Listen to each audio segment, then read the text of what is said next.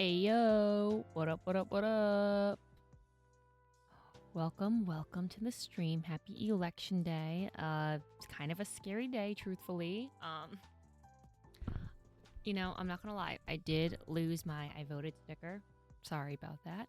I should have worn it so I could let the world know that I voted today. I understand not everyone's from America, but it's a really important day here for us, and kind of caused me a lot of anxiety, especially like watching a lot of covers and stuff. So I figured, I want to hang out. I want to, put my mind at rest a little bit, at ease, just because we probably won't find out the final results until at least for me until I wake up, because some of the polls don't be closed until after my bedtime. So anyway, I wanted to hang out. I wanted to play some cozy games because you know how I do. But I wanted to show everyone some other fun things I got today. What up, Nigel? How are you today? I'm doing well. Remember how I had my Cowboy Bebop box yesterday? My cousin and I, we also got a fruits basket one to split. So we split that today. It came with 5 different things. She got a little keychain thingy that I didn't want anyway, so I was like, keep it. And she got a blanket, and she got a pen, and I got little ramen bowl.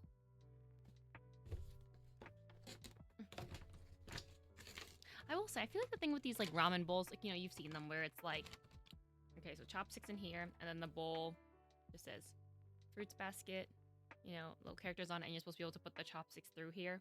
But I feel like that's like not, I don't think they work out that way. Like, hello, if I put my chopsticks in here, the soup on them is gonna be spilling, like dripping off it. Also, my opinion, it's a pretty deep bowl, but it's tiny. I'm like, this is gonna be my cereal bowl. I feel like when I eat noodle soup, when I eat ramen, when I have pho, that bowl is fucking big. So, I don't know about that. But yeah, it has all these little like maybe I can't see it. I don't know, whatever. Stop looking at me. But anyway, it's all the little Zodiac members here. You can just lick it off the table. I don't see the problem. I suppose you could do that. However, I feel like it doesn't really help the situation of what it's supposed to solve here, I guess you gotta put a napkin underneath you, right? But I think it's really cute though. And again, it's just like more useful. I'm kind of salty because I feel like the stuff that was in this mystery box was way more useful than the stuff I got in my Cowboy Bebop one. So that's kind of annoying. Also, because it was like, again, it was a notebook. Oh yeah, this is also the other one I got. A fun notebook. And then all these little things are just like separating tabs or whatever. And it's fine. It's like a notebook, whatever. I did get hosed. So we got the bowl, we got the notebook, there was a pen, and there was a blanket, and then like an ugly keychain. No, it wasn't ugly. Hello Kitty was on it, but it's just like, it was literally this big and like a plushie thing, and it wasn't like it was like a printed plushie, if that makes any sense. Like, instead of it being like cut out directly on like his like shape with his hair and everything, it was like, I don't know, like a weird peanut shape with his like face on it, or his like body on it. But I think it was a much better box than the one I got for my Cowboy Bebop one. And I will say, I think part of the reason is that it was like the Cowboy Bebop box was a little more male oriented as well, and I think this one was definitely more towards like women. I guess, I don't know. Maybe that's why I think certain things are cuter than others. It's like, again, how many women be wearing like neck gaiters?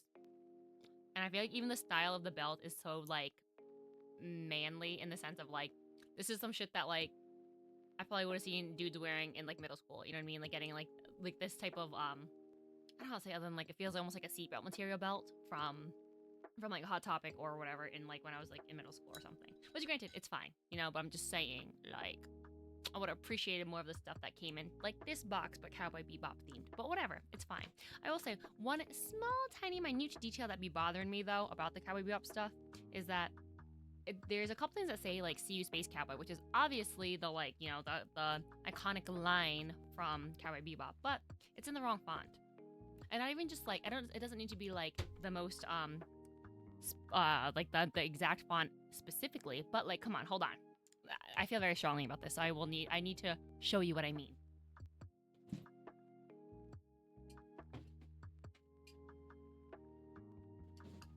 Like, listen, fam. See this font? right? So it says see you Space Cowboy. See this font, right? Hold on. Okay. I hope you Comics. Not quite Comic Sans.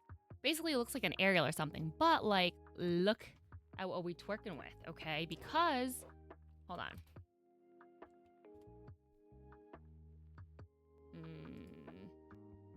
Okay. Let me open up. Hello?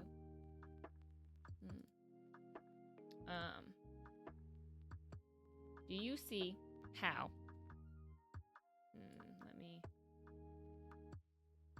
Bam. Do you see this right here? Right here. This is a serif font, okay? There's serif there. This is sans serif, okay? And this is what I mean. It doesn't, even if it wasn't the exact same font, it's like not in the same font style, which I don't like. Again, very, very tiny, minute detail, but it's like, I notice because I am a Cowboy Bebop stan, okay? And so instantly I'm like, this looks off. And it's because it's not serifed. Like, look at it. Sans, look at it. Look at it. Like, you know what I'm saying? Like, there is no serif to it. Not a fan. Like, so much for the attention to detail. You know what I'm saying? So, a little minor thing. But anyway, so we can all agree that the fruit basket box was better, even after seeing half the stuff that was in it. And that, generally speaking, blind boxes are never really worth it. Because I'll say, even in the sense of it's like, listen, I think monetary value of like, okay, yes, is this worth $60? Sure, by retail, like market suggested retail price, whatever. Sure, you can calculate it and say, yes, it's over $60. However, is it worth it because would I have spent my money on any of this shit? You know what I mean? Like, no. So therefore, it's like, at the end of the day, y'all still duped me into spending money, which is fine. It's all good. But I'm just saying, that's with the gamble where I'm like, I don't know if it's worth it. But anyway, but again, like, even though I think this ramen bowl is super cute, would I have bought it on my own? Probably not. But do I think it's really cute? I do. And I'm glad that, you know, for a surprise, like, I got it. So don't get me wrong. But like, look at that. It's really deep. Like, if the chopsticks touch the bottom, it goes up to here. So that's how deep the bowl is. But anyway, but yeah. Excuse me. Woo.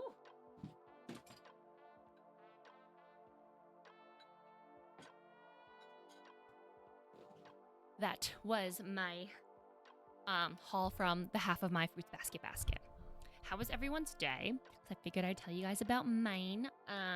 I woke up bright and early, mainly because I went to sleep also early. Like, I woke up and the light in my room was still on because I guess I fell asleep and didn't remember to turn it off. But it was like 5:30 when I woke up, and so I kind of, you know, scrolled around, and I had some I had kind of a slow morning. Was kind of just scrolling, watching videos, whatever, thinking about my day.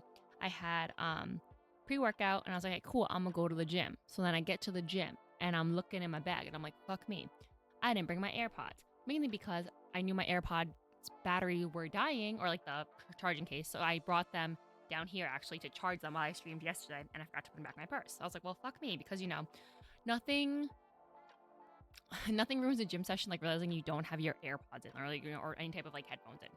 Annoying. But so I was like, okay, what am I gonna do?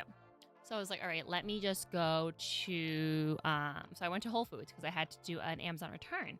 So I was like, okay, let me do that. And then I go in and I see the sign, and it's like 9 a.m. it opens, and it's like 8 and change. It's like 8:30 or something. And I'm like, okay, what do I do? Do I kill 30 minutes in Whole Foods? Like, what do I do? So I kind of took a walk, and I was like, what should I do? I don't know. And then the other thing I forgot to mention too is that when I was in my car at Whole Foods, like parked, I found not AirPods, but just like other headphones or earbud things in my car. And I was like, okay, great. So I found another pair, and they were actually charged, surprisingly. And they worked. And I was like, hey, great. Well, so I didn't need to come here. I could have went to the gym and actually did my thing. But, okay, we're here now. So then I go into Whole Foods, and I'm like, okay, it opens at 9. What the hell? So I take a walk, and it's like 8:45. And then I realize there's a fucking kiosk, like an automatic kiosk I can just use to do my returns. So I'm like, okay, well, I just wasted time for no reason. So I went in there, did my return, then went back to the gym, and was there for like an hour or something, maybe 45 minutes, an hour. Then I went to go vote, and I was really happy that the line wasn't crazy long because I was afraid. I was prepared to stay really long if I had to, but alas, it wasn't long at all. I was able to go in and out, and I did talk to one of the like, I don't know, town councilman or whatever too, because he stopped me on my way, and I was all like, "Sir, I don't know who you are. Like, I ain't even paying attention to the shit." He's like, "What district are you in?" I was like, "Bro, I don't know." Then he all had to ask me my address and everything. He was like, "Oh, I'm your blah blah blah. I'm the candidate." I'm like, "Oh, okay, great." It's like, hello, I just voted like straight. I personally voted like straight Dem along the way. And I was like, okay, great. And luckily he was like the Democratic person. I was like, okay, great. Because at the end of the day, it's like, I don't know which district I am in this like town. And he's like, oh, I know where that is, blah, blah. It's up this street, blah, blah. You live near blah, blah. I was like, okay, sure. Like, I don't freaking know. But anyway, him and his people were nice. Everyone there was really nice. And I couldn't remember because they changed the polling place to the local middle school. And the last time I had voted, it was at an elementary school. But I realized that in the 2020 election, I did a mail-in ballot because I didn't live here anymore. At the time, I lived in Connecticut. So I was like, oh, no wonder why I didn't realize that it switched. Don't you have to vote in the district you live? Yes, but I think for the town council people, it's different in the sense of where it's like, I think my town is separated into two like mini districts, I suppose. I don't know what the term is, where it's like when I walked in, there was even like a separate almost like the cafeteria. It's literally the cafeteria of the middle school was separated into two halves, and I had to go to like one half of it to be like, that's where like my district, I guess, of this town is, versus the other one. Because even when I was there, all the like little cubby thingies were taken, and I was like, can I go vote on the other side? And they were like, no. And I was like, oh, okay, my bad. Like, they actually keep it like separate, I guess. So I don't really know. I think it's like a different number too. Like mine was like, I don't know, whatever, it was like 1240 or something, versus like maybe someone else was like, I don't know, 1241. I have no idea. But yeah, there was that. And I was like, okay. And then I did like an electronic vote thing, which I didn't realize was a thing. And they give you like a blank piece of paper, and you like put it into the machine, and it's all like touch screen, which works out well. And then it prints out, and then you put that into the ballot box machine thingy. But yeah, so that was surprisingly quick, and I was very happy with that. I felt very like, oh, it's been a productive morning because it's only 10:30, and now I have did my return. I went to the gym. I voted. Okay, and it's only 10:30. Then I came home, had some, I don't know, I would say lunch, but is it lunch? I don't know, because it felt like lunch to me because I already had breakfast in the morning. But I ate something, and then I met up with my cousin at the at a cafe, and then that's where I got my fruits basket stuff, and we kind of sat around and talked about just like life and plans and whatever, because we are trying to plan a trip next year to do to be in Korea and Japan for a little bit, and then we were just talking about life and shit, and you know how that goes. We always just talking, you know. But yeah, but I think she took a mental health day because the mental turmoil that this day brings. But yeah, so that was my day really. I think we sat at this coffee shop for like, I think literally hours, like actual hours, probably like 4 hours. And I will say I walked there because it was a nice day, and I was able to it was close enough for me to walk. And I feel like I got to practice what I preach, and the idea of like, I wish generally that I lived in an area that had more, public transportation and stuff, that we didn't always have to drive our cars. I didn't have to worry about finding parking, paying for parking, this, that, annoying shit like that. But the where I live is not a place that that has good public transportation. Is not like urban like that.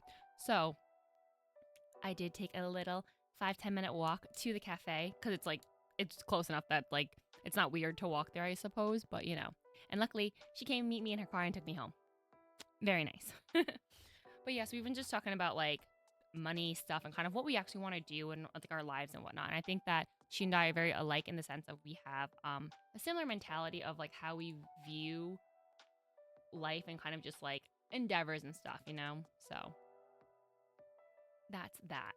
But yeah, and I'm just gonna get into the game today. I'm trying to like chill out because I've been watching a lot of like other news coverage, like live stream and stuff, like live stream coverage and stuff. I think like Phil DeFranco's on, obviously Hassan's on, or whatever. And it's just like, oh my god, just like seeing all the coverage and just like looking at different like Twitter and news stuff. It's like actually kind of intimidating. I feel optimistic, but like again, I'm like worried, obviously. But yeah, I'm trying to just like relax because at the end of the day, I can't change shit, and I'm gonna go to sleep tonight anyway. So before all the polls close, like the polls in like some areas, the polls close at like 11 p.m. my time because it's like West Coast time, and like I think Alaska and Hawaii they close at 12 and 1 Eastern. So and granted, I know it's gonna be like those votes will probably be because those aren't like swing states. It's pretty obvious as to where those will go. But at the end of the day, it's like I'm gonna go to sleep peacefully and wake up and hold my breath. You know. But yeah, so I figured today would be a great day to play another one of my my how do I say this? Pretty art, chill narrative, just like kind of like little simple games. It's kind of like when I was doing like Little to the Left or like Assemble with Care, like those fun type of games for me. Just like very very cozy, very chill. And this one actually I'm really gonna I thought would be a good one for today because um it has to do with like immigrants and like different generations and also like food and culture and stuff, supposedly. So I think that'll be a good one. Let me see if it will open. Okay, do its thing. Maybe it will. Hold on. Maybe it won't.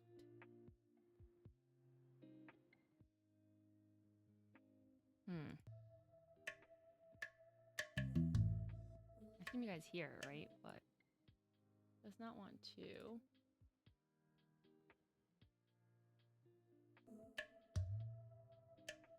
Okay, fine. I guess we won't be able to game capture it. Let's try the window capture. And we will do... Nope.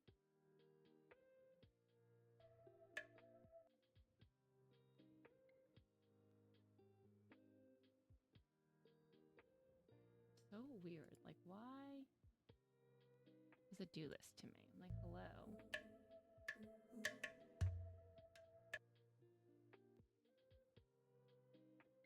Yeah, fam, come on. Like, I have it.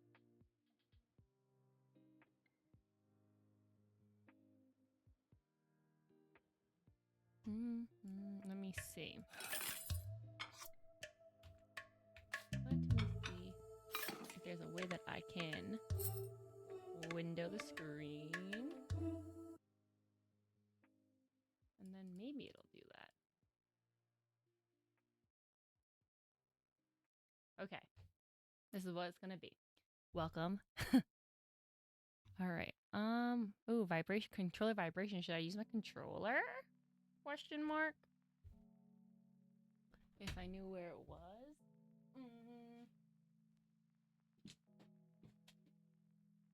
Let me see.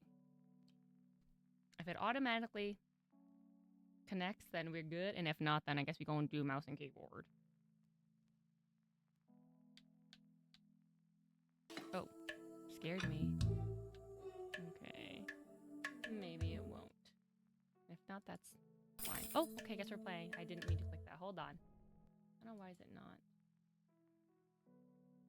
Weird that it's not showing the movement of everything on here. What the fuck? Hold on, fam.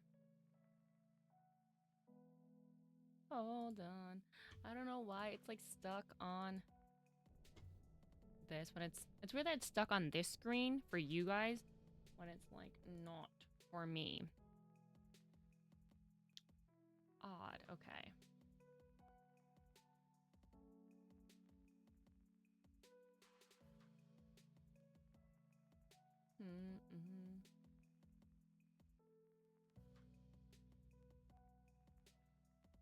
Okay, I guess we'll do display capture then. I mean, what are we gonna do, fam? I don't know why it's being all weird. Oh.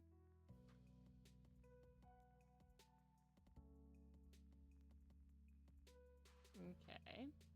Well, we're in a window anyway. So I guess we're gonna do it this way.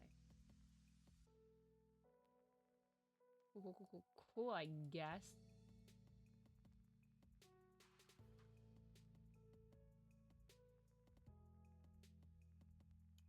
Sure. I guess this is what we doing, fam. Okay. Oh, weird.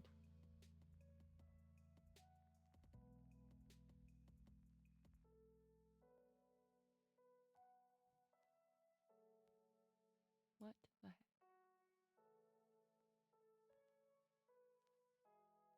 Okay. I guess that's the way we're gonna have to do it. Whatever. It works. Okay. Think well before you dare and never ruminate once in action. Okay. So as far as I know, this like It's almost, I guess, like, is it a visual novel, a sim, a puzzle game? I don't know, but it's like the art looks really pretty, and I think it's about Indian immigrants, and it has to do with food, as far as I know. And I like food, and I support immigrants. So and again, I feel like people said it's a nice little heartwarming story. So I guess we'll see. Also, let me turn up my volume. I can't hear shit.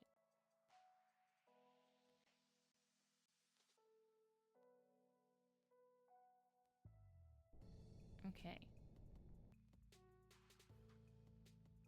Looks like a mama and a dada. And then we have. Okay.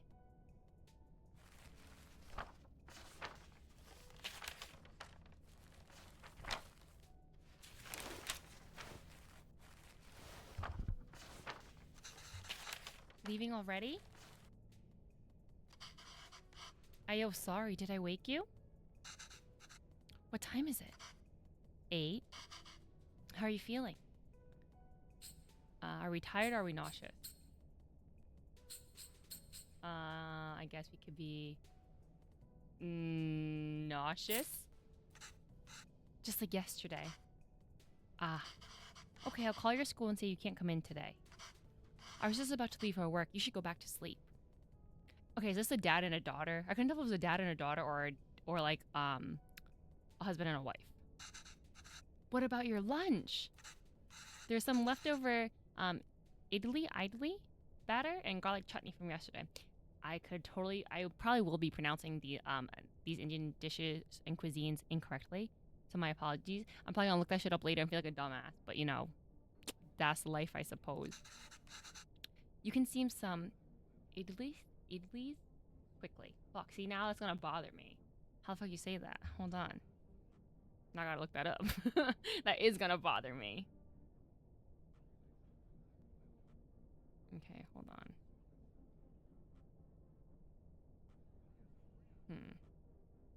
Idlis? Idlis. It is idlis. Apparently it's idlis. Okay, well now I know. And I hope that it'll show us what it is. I don't know if I can figure all of that out. That's okay, I was just about to leave. It's just idlis, very easy. It'll take me too long, Venba, don't worry. Oh, so Venba's her name. I can just survive on the coffee machine.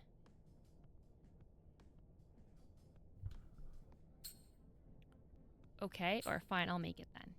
Let's do fine, I'll make it then. Because I think the idea is that we get to, like, make food. Wait, 5 minutes. Venba, really, it's fine. No. I need to make lunch for myself anyway. Just tell the school I'll be done in a minute. Okay. Again, the art's really pretty.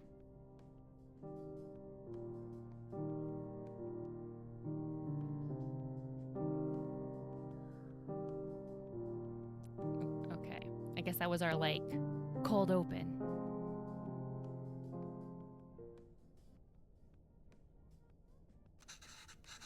Okay, let's get this done fast. Although... should I try my mother's recipe for once? The way I make idlis are never as soft as hers, and they would always cheer me up when I'm feeling sick. I should just make them her way today. If the recipe is still readable, that is.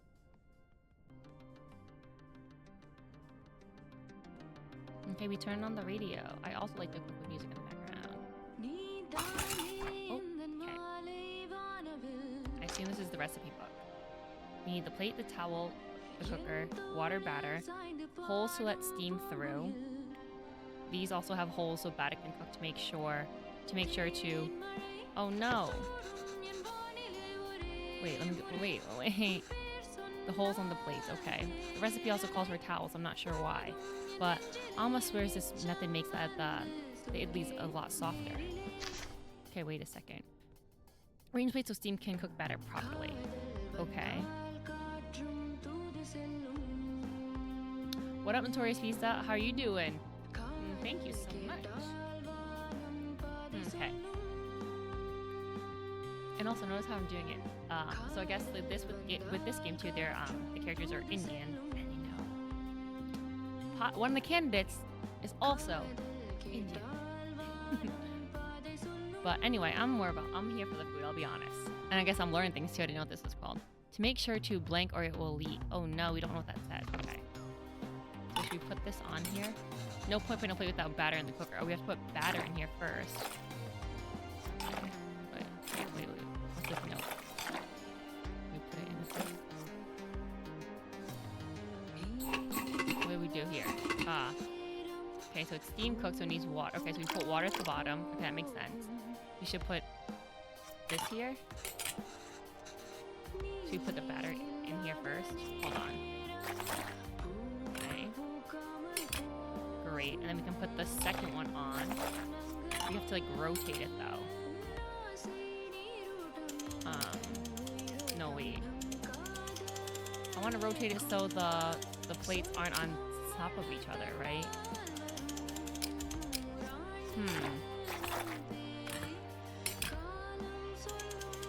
Right? Because it says that over here. Arrange plates so steam can cook batter properly. Unless we're doing that already.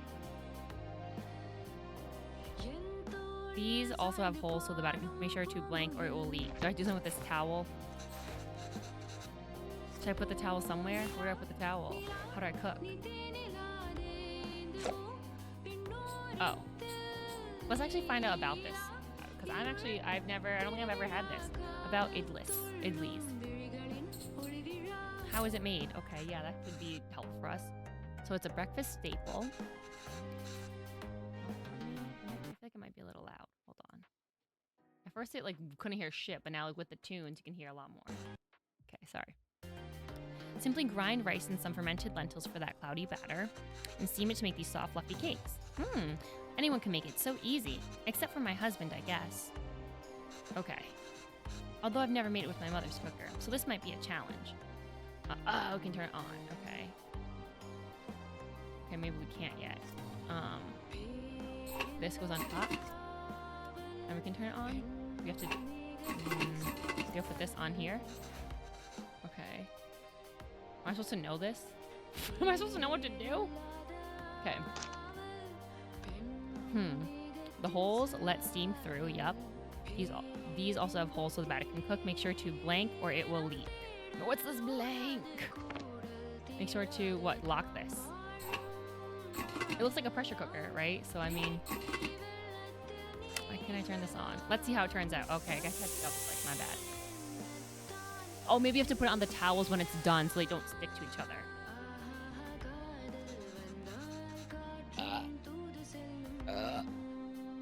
You know what I say. It's not an Alonda stream without a burp or two. Or depending on the day, it might be 7. But, you know. Get those out of the way. Okay. The batter leaked through the plate holes and spilt everywhere. As I probably would have. We gotta put those towels somewhere. Okay. We put this on here. Okay, we put the water in. What if we put the towel here? What if we put the towel here? And then put the batter through. Oh, that makes sense, actually. That makes a lot of sense. Okay. And then we'll do it again. Okay, great. Okay.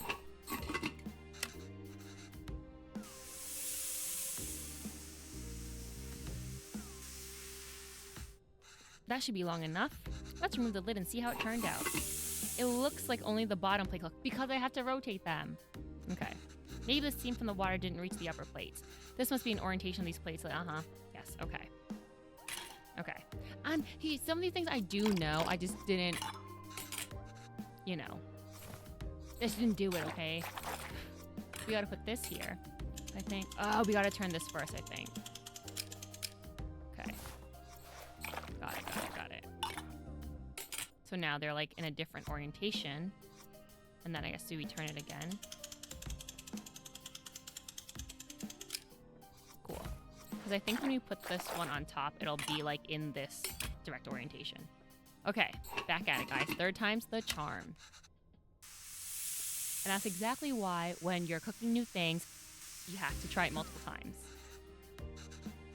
Sometimes you have to do like a practice run, you know, especially if you're gonna bring it to people or bring it to a party. It's done.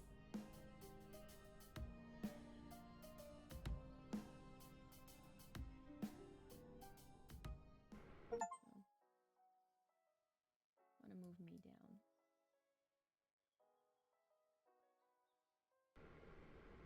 Looks yummy. Oh, wow, you even took the time to make our faces. I think you forgot about my beard, though. You really didn't have to do this. What else could I do? My husband can't figure out idlis. I keep having to think about how to say it because I forgot. Venba, I told you to go to sleep. You've been feeling sick and exhausted.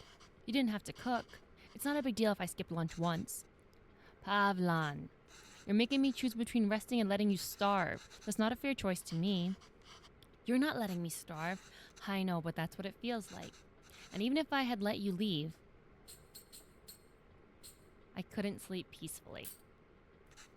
I'd feel too guilty. I know I shouldn't, but you know I would. Is it so hard for you to cook even on days like this? You're right. Sorry. Did you look for tickets back home? Yes, it's expensive, but we can manage it. So do you think we should go? I don't know. Let me ask the boss again if he can make me full-time. But unless the school gives you more shifts, or my boss changes his mind, it's going to be tough to stay in Canada. You know, there are other options, but I wouldn't mind going back. I'm sure I can teach again at my old job. And there's nothing really keeping us here. That would be nice. Well, why don't you leave with me now? I'll walk you to the doctor's office before I go to work. Oh no, I'm sure all I need is some sleep.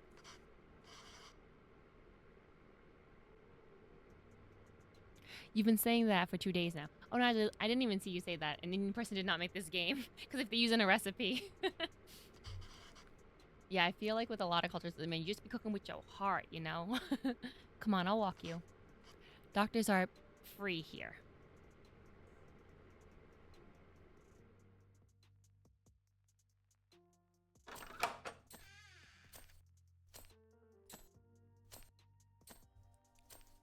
Okay, she getting ready.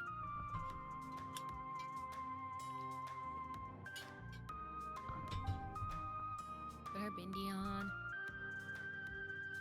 You'd also be learning from your mother who never wrote anything down.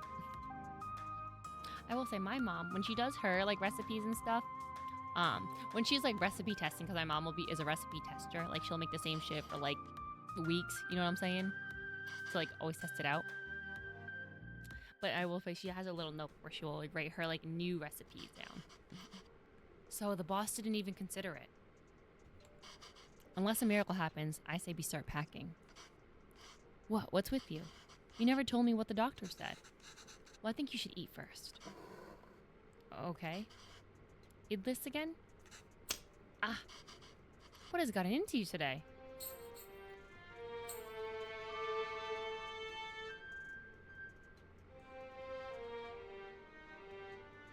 Watch me little fun faces.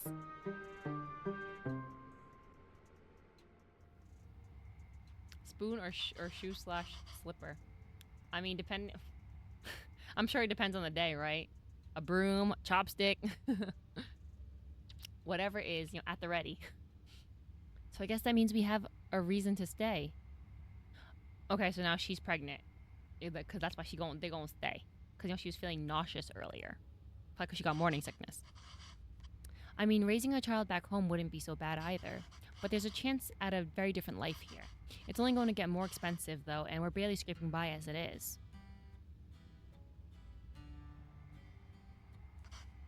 We can't provide everything other parents would be able to.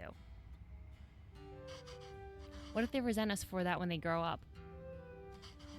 Maybe moving back to India is the best option after all. But then they could resent us for taking away this opportunity.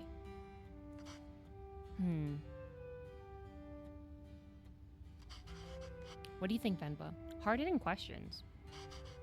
Why aren't you saying anything? I don't know.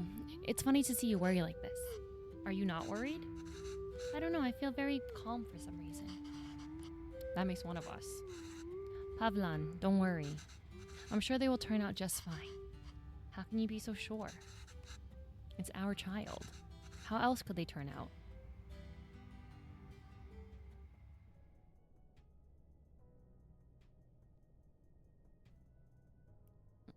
Being outshone by one's children is a universally desired form of sweet defeat.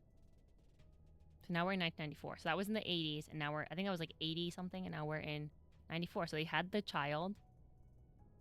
Okay. My name is Pavlon, sir. Pavlon, sir. Kavin.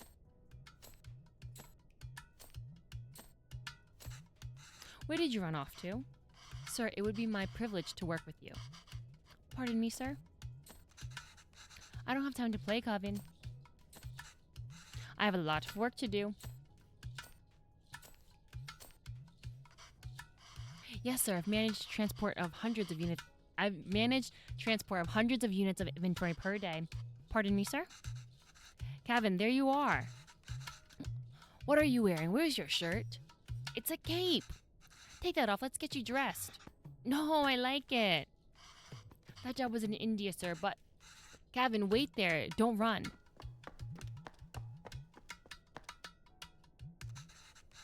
Kevin, come back here. This has become a routine now. I'm trying to think, how old was he? I wasn't paying attention, so I don't know if it was 980 what that they had where she found she was pregnant. Yes, sir. Bachelor of Science in Physics, sir. Oh, that towel is so dirty. 88, thank you. So he's 6, right? Here, wear this shirt, Kana. No! But sir, you can just take me on a probation period, maybe? I'm driven, self-started, and a quick learner, sir. Put this on, Kana. Hurry up now. But I don't want to. Speak in Tamil, Kevin. I can't even understand what you're saying. You don't have to pay until then. Please, Kana? I understand, sir. Yes, good boy. Okay. Thank you, sir. Yes, sir. Thank you. Thank you for considering me. Good day.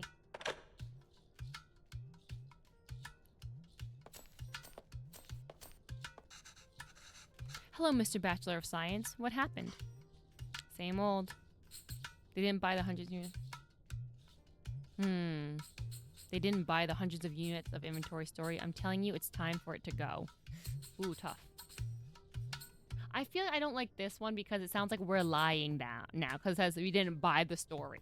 So I don't know if I like that. And I think they're more honest people. But now she said, I'm telling you, it's time for it to go. She's saying he has to give up on his, like, whatever, his endeavor. I don't know, ma'am. I guess we'll do this one. Ugh. What, my beard? Okay. This is a phone interview. Your clean shave theory doesn't hold water here. Okay, thank God. It's talking about his, like, beard. I spend half these calls asking them to repeat themselves. I should watch cartoons with Kevin. If I can understand those shows, maybe I can understand these people too. Yay! We can watch Batman together, Appa. Yes, but your son is going to forget Tamil at this rate. Did you know his friends call him Kevin? What's wrong with that? Speak in Tamil da. Well, what's wrong with that? It's only one letter that's different. Names tell stories. It's a way for people to learn about you and where you're from. You shouldn't be afraid to correct your friends. It's your name after all. Girl, you'll tell me about it. And that's it. Okay, now we're gonna go on a quick little rant about linguistics across cultures and the way we read things. Because, in case you were unaware, my name's Nalanda, right? Or there's two ways I accept my like name being pronounced, which is Nalanda and Nilanda. Those are the two ways I think that sound the most like accurate to me.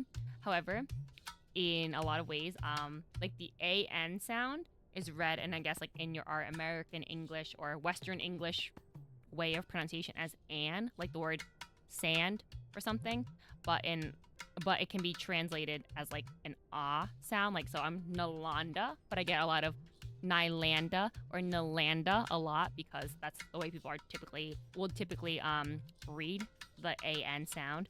And it's kind of like in some senses too, where if you are translating or romanizing another language or whatever, like for example, I'm going to use BTS as I always do. Like one of the members is Nam June, and it's like Nam, and people read it as like Nam June all the time. But if he were to say his own name, it would probably be more like Nam June. And so the like A letter in Korean is more like an ah sound, right? So again, so when I write my name, it's Ni Lan Da. You know what I mean? But again, you take those letters and put it back into, I guess, the general romanization, and the way like a Western mind would read it would say something like Namjoon would say Nalanda. You know what I mean? Or again, I get Nylanda a lot too. But yeah. Or I get people who say like Nalinda all the time, I think, and especially on the phone too, people will mishear me and either hear Yolanda or they'll hear like Nalinda, or they'll say like Melinda too. I think they kind of just try to fill in the blanks. But anyway, but yeah, just a little rant on storytelling. And I feel like what's interesting too to talk about when it comes to like linguistics, again, across different cultures and stuff, is almost like the emphasis on words, where what we accept as like normal versus maybe another country's way of saying it. Like for example, my Spanish teacher in high school, I think she's Belgian, but she was my Spanish teacher, so I think she speaks several languages, and her like kid went to like a French American school or something like that, so she's quite worldly, I suppose. But like I specifically remember being in school and the word was African, like an African country or something, right? But she said African instead of African. And again, it's like the same letters can make those sounds, but it's just like the emphasis was different, so it kind of jarred people because they thought she said African instead of African, you know? And like I specifically remember too listening to like a podcast, and it's like a British guy talking or whatever, and he said urinal instead of like what I would pronounce as urinal. You know what I mean? So little things like that. And obviously we are aware of it in terms of like people, it feels very posh when, you know, people, I'm going to use the term like British people or whatever, Australian people say different things. Again, it's all English, but it just sounds different. Like when someone says grass versus gross, you know what I mean? Even though it's like the same fucking word.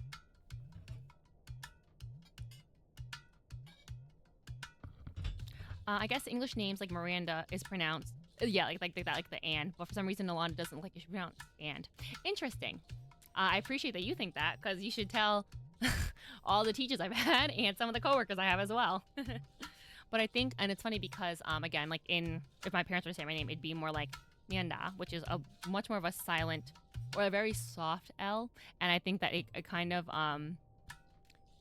in the way that I work with a lot of Spanish-speaking people, or like I'm friends with a lot of like Spanish-speaking people at one of my jobs, and they call me Nilanda, which is the way that they would look at the letters in my name and pronounce it. And I'm like, yeah, that's like pretty accurate. You know what I mean? So I'm like, this is like perfect. But again, I speak to a lot of obviously American, like Westerners, you know, whatever, in my regular life, and if people who meet me for the first time will often say Nilanda or Nylanda. Nylanda I get a lot. But, you know, again, it's just interesting how, again, names, linguistics, whatever, cross cultures, and also when it comes to characters that are other languages that don't have similar characters to I guess like Roman characters, you know, like letters we would recognize. Obviously, if things are in like French, Italian, Spanish, whatever, they have very similar. The letters are pretty much the same, even if they, you know, there's a little differences here and there.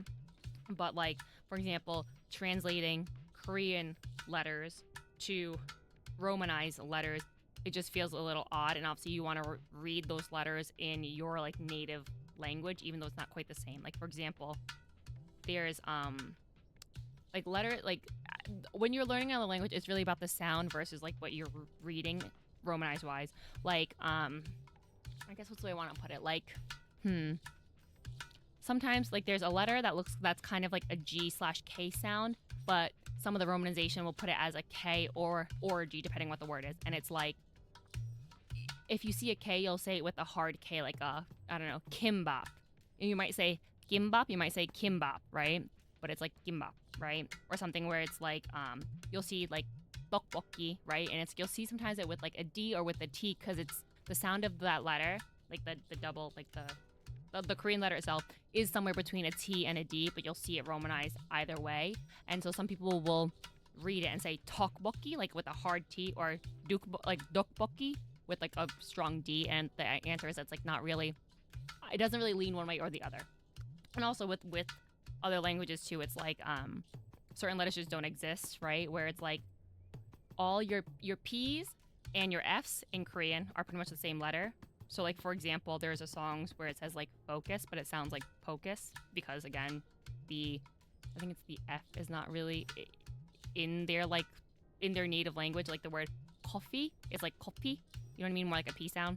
So yeah, things like that, where it's just, again, I think that having gone back to like different classes to like learn that way has definitely opened my eyes to the way we see different languages translated across to another language, or like just in terms of like writing style and like how I interpret things from a Western perspective and seeing how it's like not necessarily accurate to like what it actually sounds like in those languages, right? A long-winded rant here, but just my opinions. I have a lot of. I find linguistics to be really fascinating about and like etymology and stuff too, where you can. I think tea is one of the words where it's like almost everywhere in the world the word for tea is either some form of like tea or like te or cha, like and it all goes back to also like imperialism and just kind of like who conquered which areas, So it's like again like cha in Korean is the same word, matcha, you know what I mean? Like in a lot of Asian countries it's that, and I think that in some of the Western ones it's some iteration of like te. But again, it's also like which of the main powers conquered which areas, and that's how it kind of like stemmed on from that. And like think about it this way, like something like Vietnamese as a language, if you read Vietnamese, it's basically French right now. Like all the letters are romanized, because when the French had control of Vietnam, they literally like changed the alphabet to like romanized letters, I suppose. But yeah, and that's why also my mom speaks a little bit of French, because her Vietnamese, and she had to learn French in school because of the stuff like this. But yeah, there you go. And again, I feel like this is a great game to play in talking about different cultures. I think I'd love a game like this if it was in something that I could like relate to more in terms of like whether it was like Lao or Thai or whatever, or even Vietnamese, and like even Khmer, even probably, I'm sure. But yeah, and this obviously is like South Asian, and I'm a Southeast Asian girly, but I find this to be exciting. And at the end of the day too, I think food is always just something that's like so appealing, because obviously it's like such a great way to bridge cultures and also just like learn about another culture, but also like food be delicious. I fucking love delicious food. So, okay. Who else is going to tell them? And Kevin means beautiful. It's such a lovely name and it suits you so well. I don't want to be beautiful. I just want to be Kevin. He's brighter than us, venba. He's learned to adapt. We haven't. He aced yesterday's English quiz. He did? Really? Good job. We should celebrate the kana. What do you want to eat? I'll make something special. Oh, can we order pizza? Speaking Tamil, Calvin. I want pizza. How about we make something at home?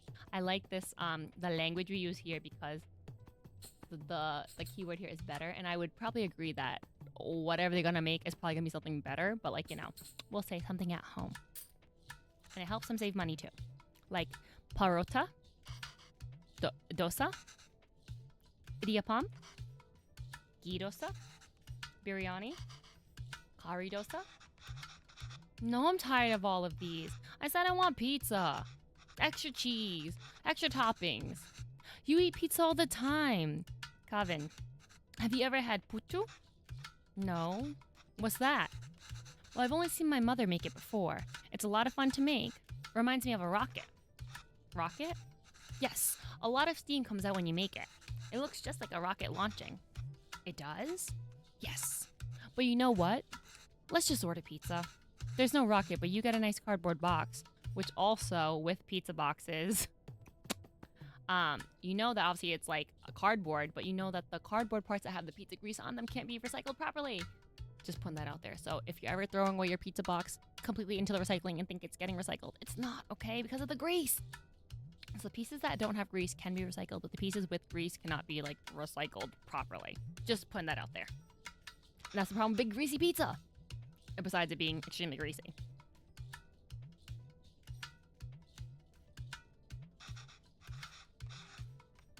What pizzas don't have grease? The ones where I take the napkin and pat them down, I guess. And try to soak as much grease as possible. I don't like my pizzas dripping. Will it really look like a rocket launch? Do you want to see? Okay, I love the little artwork and stuff in the background a lot. Like, I think it's really pretty. Like, I like the small little details about just having, like, the stuff on the refrigerator and stuff. It's cute. And, like, the pictures in the background, very cute. All right, let's get started. I haven't made this before, but Amma has a recipe on it. Hopefully it's readable. Where's the rocket? We need to make the flour first, though. Turn it on the tune. Okay, hold on. Sorry. Okay, let's look at the recipe. Putu flour. We need 5 grams of rice, water. We have to blend the 500 grams of rice. Okay. You separate fine rice from the chunks. We got like to sift it. Something chunks, something something. Combine 5 grams of fine rice with water. Okay. So let's make some flour. When do we get to the rocket part? Soon da, be patient. Okay. So we have soaked rice. We're gonna put it in the blender. Okay. Looks like we have to use the sieve. Would we put this in here first? I should shake the sieve over the towel to catch everything. Okay. If I shake it like this. What? Like I'm playing some version of like Cookie Mama. Okay. And we got the big clumps here. And then do we put this back in here? Oh, I guess we don't. How are we gonna mix this? Do we put this in here? Recipe says adding flour to the rice is the final step. Okay.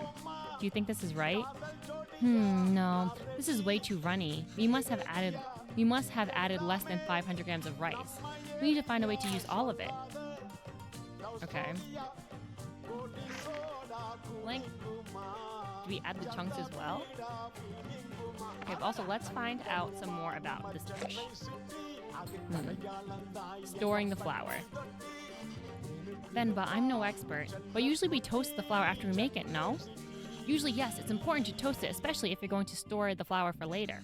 But we're using it right away, so it's okay to skip it. Okay, the heck? Okay. So we're trying it again. I definitely think this is the right move. Okay. We're definitely gonna do this.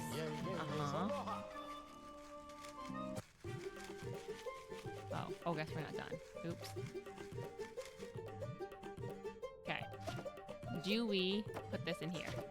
We can't add this to the water directly. It'll become chunky. We need to find another way to use it. Do we put this in the blender again?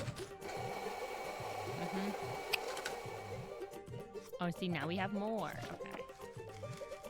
Okay. Great. Come on. Sift. Oh my god, we have to keep doing it? Oh my god. We gotta put these chunks in there too? Hello. Alright. Come on. This is the last time. Oh, perfect. And now we can put that in there. Now we can put this in here. I think this is perfect. Why does this feel like flour even though there was so much water?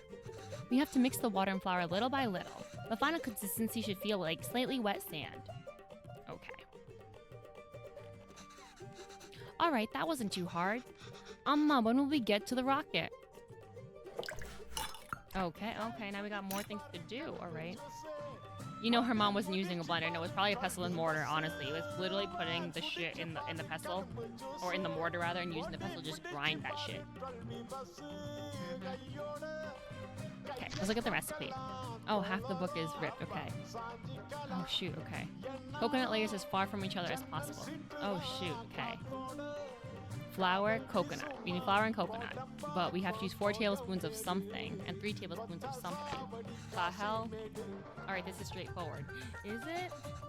Assemble the parts so that the water steams and cooks what's above.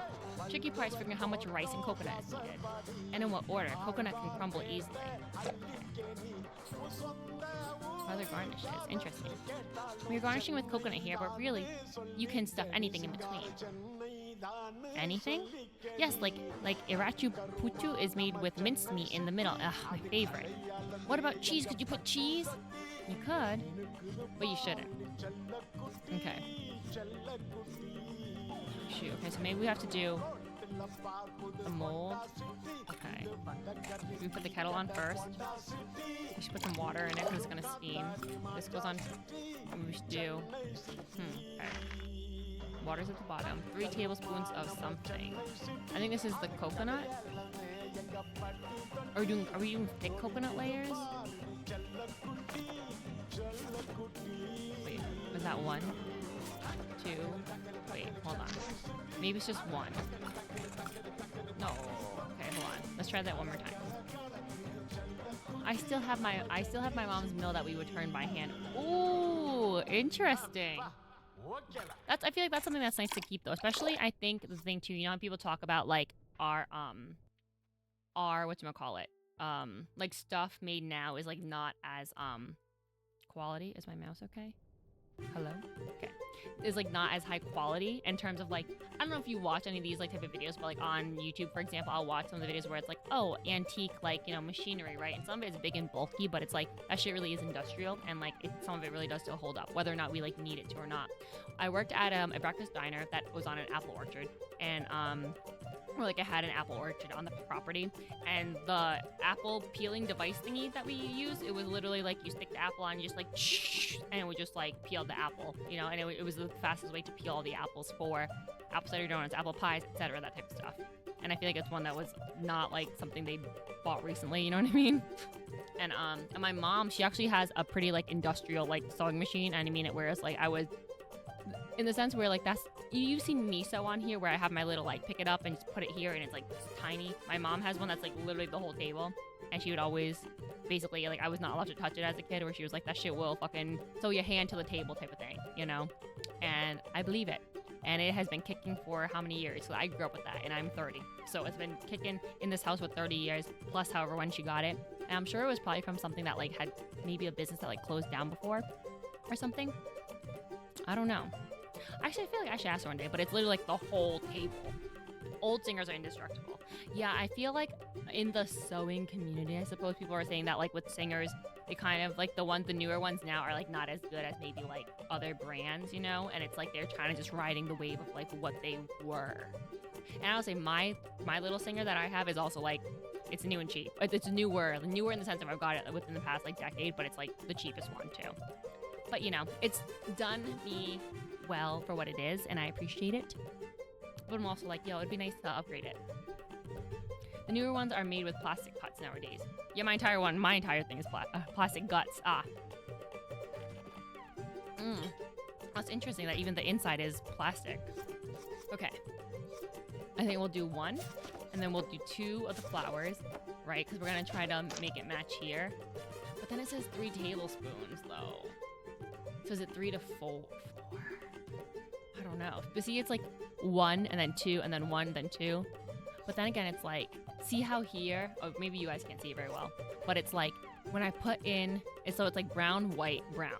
But when I put in the coconut's white. So I'm kind of like, should it be 1 of these and then 2 of these, you know? Let's just like see what happens. And if it's wrong, it's wrong. And then we try it again. It's launch time. Okay, we'll see what happens.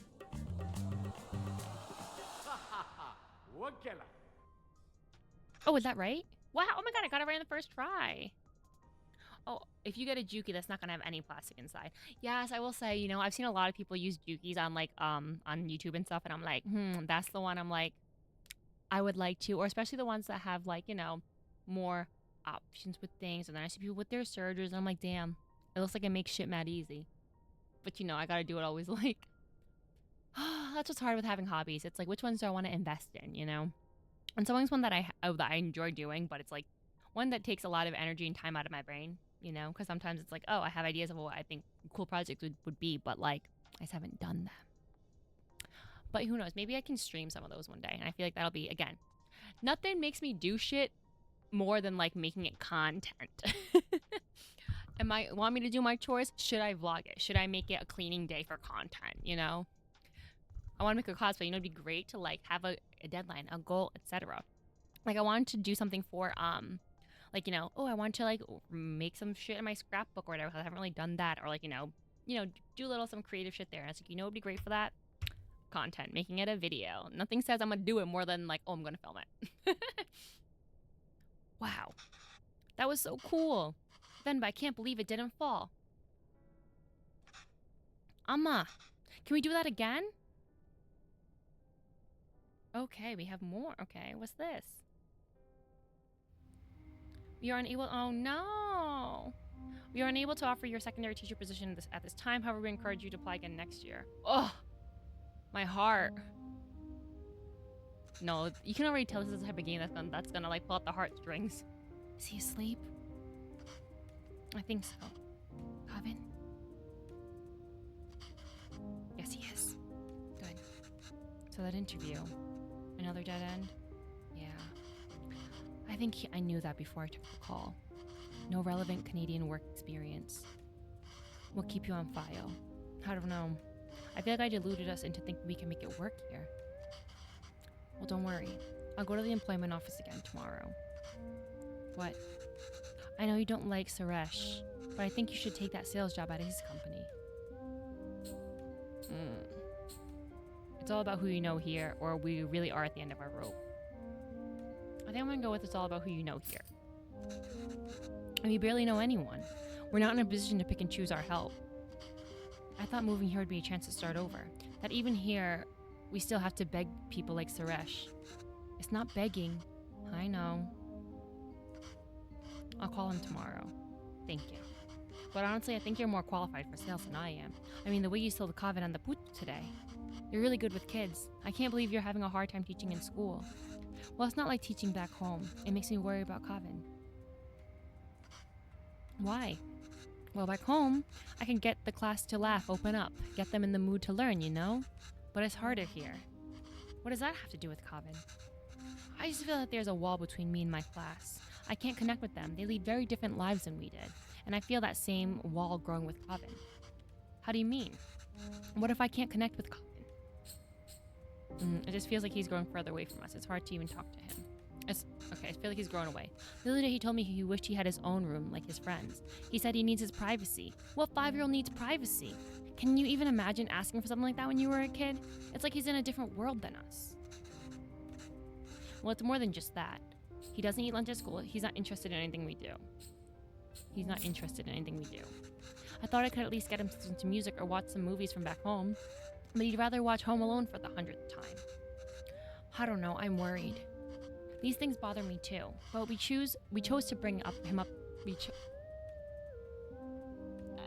I missed it. I don't know. We chose to bring him up here or something. We did it because we thought he'd have a better chance at life here, and he does. This place comes with better education opportunities, but it also comes with its own culture, language, values. We can't pick and choose the ones we want and ask him to ignore the others. I think it's natural that any kid wants to fit in, right? Yeah, maybe. It's just scary. Don't worry, Venba. He'll turn out just fine. How are you so sure? He's our child. Okay, call back. How else will he turn out? Bollywood movies are awesome. What's wrong with this kid? Has seen the right one, man. All these kids were talking about Home Alone, apparently. Those fallen from the resolve are stripped of respect, like hair fallen from the head. 1995.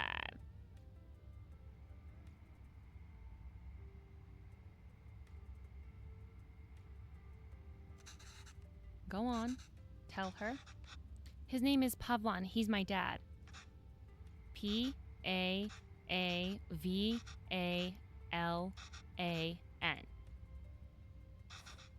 She says Appa is not at the office. Does she know what time he left? Do you know when my dad left the office? No. Well, does she at least know if he came in today? Did you see my dad today? Ask her if he usually leaves with anybody. Maybe we can call them. Does he usually go home with someone? She says no. Dad usually leaves alone and he's very quiet. She says all the sales staff left at 5 p.m. today. She says he must have left then too. I don't know, I'm worried. Okay, thank you.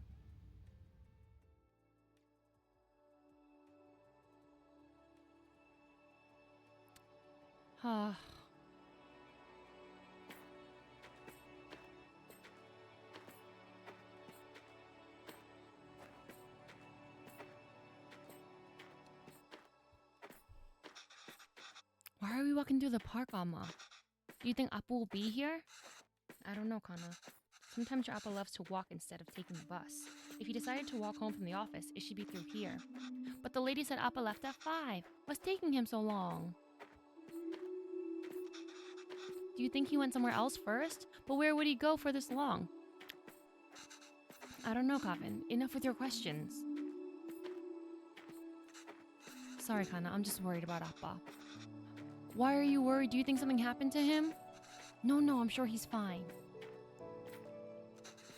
You don't have to stay quiet, Kevin. Here, you can ask me anything you want. Anything?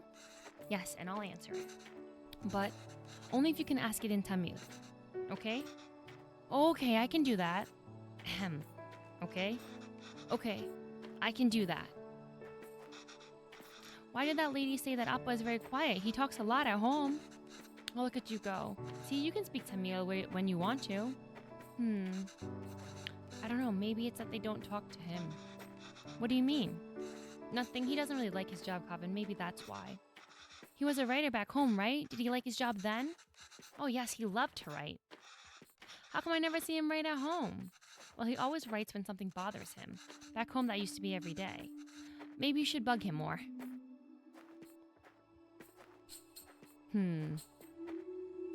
How did you and Appa meet? Guys, okay, this is one with it, like, I already feel like there's, again, this is like going to be such a sweet little heartwarming story about, like, you know, immigrants and their children and this, that, and blah, blah. And I'm sure that, like, you know, I can obviously relate to some things, and I'm sure that, you know, maybe some of you guys can relate as well. But yeah, especially I feel like, and even this has nothing to do with, like, immigrant stories or anything at all, but it's more just, like, the fact of it, too, where it's, like, in retrospect, it's, like, you know, as a adult, I'm sure you don't realize that when you're a kid, you know, and it's like your parents are really just people too, and they're also trying to figure their shit out. And sometimes I'm fucking baffled, or I'm like, how the fuck did my parents figure out how to, like, you know, raise a kid, put a roof over her head, all this shit, you know, when they were like my age? And I'm like, what the fuck? I don't know how to do shit, you know. And especially it's like and I think about it this way too, where it's like, you know, I have friends who are divorced, right?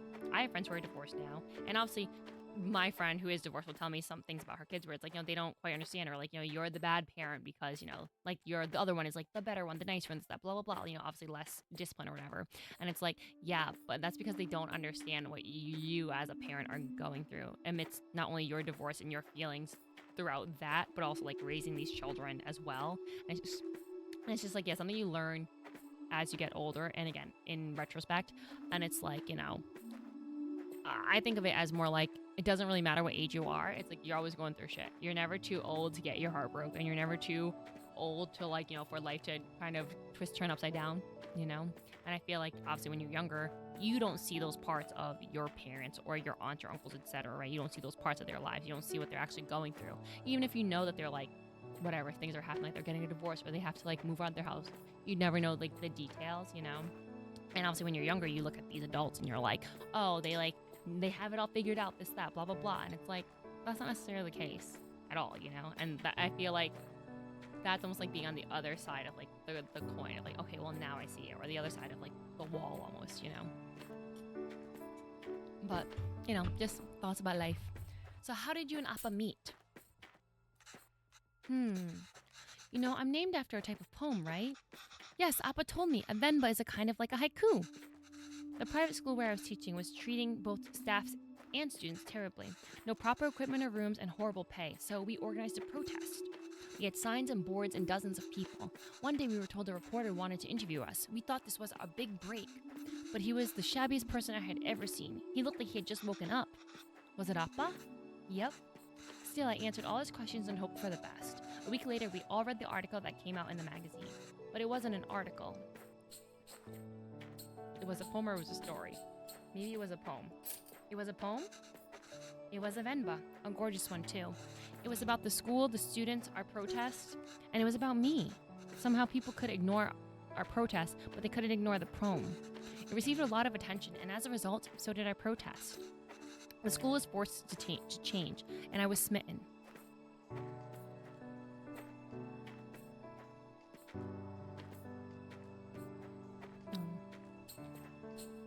Why did you move, or do you think you'll ever go back? Why did you move here?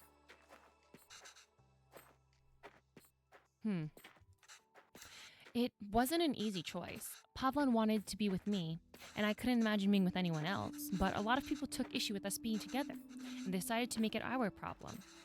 It was getting really hard to deal with, so we gambled on a fresh start here and took it.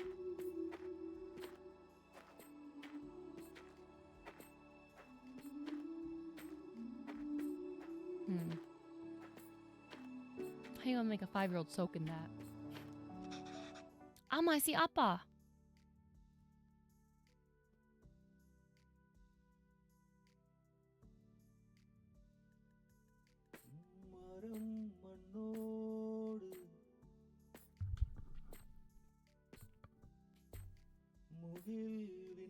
Is he sing? Is that him singing? Or is he just writing in his journal type of thing? Is he being like, you know, what's he doing? And why has he been gone so long? It's dark out. Hello, he got a family to come home to. His glasses are broken. He get mugged.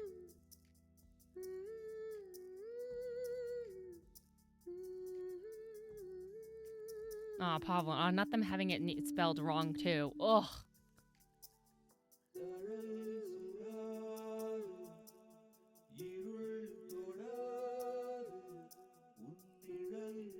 Smoking a cig or a cigar, whatever he needs it. Honestly, he deserves it. Take a little bit off the edge, sir. What happened?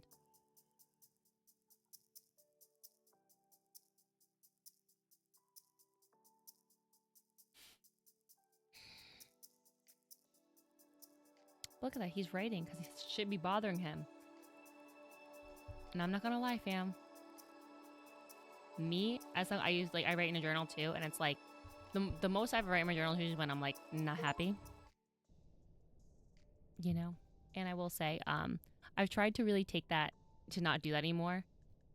Nothing, no matter how dear, should be sought at the expense of one's honor. Now we're in 2006. But like, I want to write more when I'm happy, not just when I'm sad. Oh, look at that. He graduated high school. Oh, they're getting older. Okay, I just finished cutting up the onions too. I think you should have everything you need. Yes, thanks, Pa. Not him still wearing the broken glasses. Oh, I'll go help Kevin pack. He's going to college now, I think. I wonder if this is going to be the type of story where he like goes to college and then he's going to call his mom to be like, how do you make blah, blah, blah, you know? Oh, my heart. My heart. Okay, we have oil popping in here. Ooh, a biryani. Okay, we got nothing in here. So now we have to figure out how to make the biryani gravy. This recipe is completely unreadable. Layered biryani is really fancy. I've never made it that way before, but I've seen Amma make it the night before we left India. Maybe I can try remembering them. Okay, let's actually... Finding these ingredients. If it wasn't for the wonderful Ilam Tamil community here in Toronto, I can't even imagine getting all these spices easily or affordably 20 years ago. Tamil shops, restaurants, theaters, and I hear they're even offering Tamil courses for students now. Oh, okay, as Toronto or wherever they are, right, in Canada, is getting more diverse. It's kind of like how you can go to shops now and it's like, oh, you go into like the international aisle and it's like you see a lot more options for things. Again, I'm using this for my own experience of like, oh, not only is there like different, like, you know, you can get like fish sauce, soy sauce, this, that, blah, blah, blah, whatever. But some of it is like also the like brands that I'm used to from like the Asian markets too. And it's like interessante. Toronto has always been pretty diverse. Yeah, Toronto is a diverse area in general. But I meant just for the game. It's like, okay, well now we're in 2006 and now the experience of the parents seeing that they can get these things. It's like, oh yes, the community has become more diverse and things have become more accessible. It's like how now everyone wants to go to H Mart. Everyone wants to go to a freaking Super 88 now, you know? Things like that. They worked so hard to create this little home away from home. Sigh. I wish I could do more here. Maybe I'll apply if there's any Tamil teacher jobs. Well, that'd be nice. Yeah, like at my high school, you know, the only things that were offered at my high school were Spanish and Italian. What's this? The beef goes in after we add all the salt and powders. That's important. Okay. Then add water and let it reduce. How am I going to remember all of this? Don't worry, I've added all these instructions to the recipe book I gave you. These are just mem. Okay. No, probably not water. Cardamom, onions. Let's put onions in here. See what happens. Okay. We're gonna put the onions in there. Chilies. Tomatoes. fight. Oh, okay. I don't remember doing it this way. Okay, fam.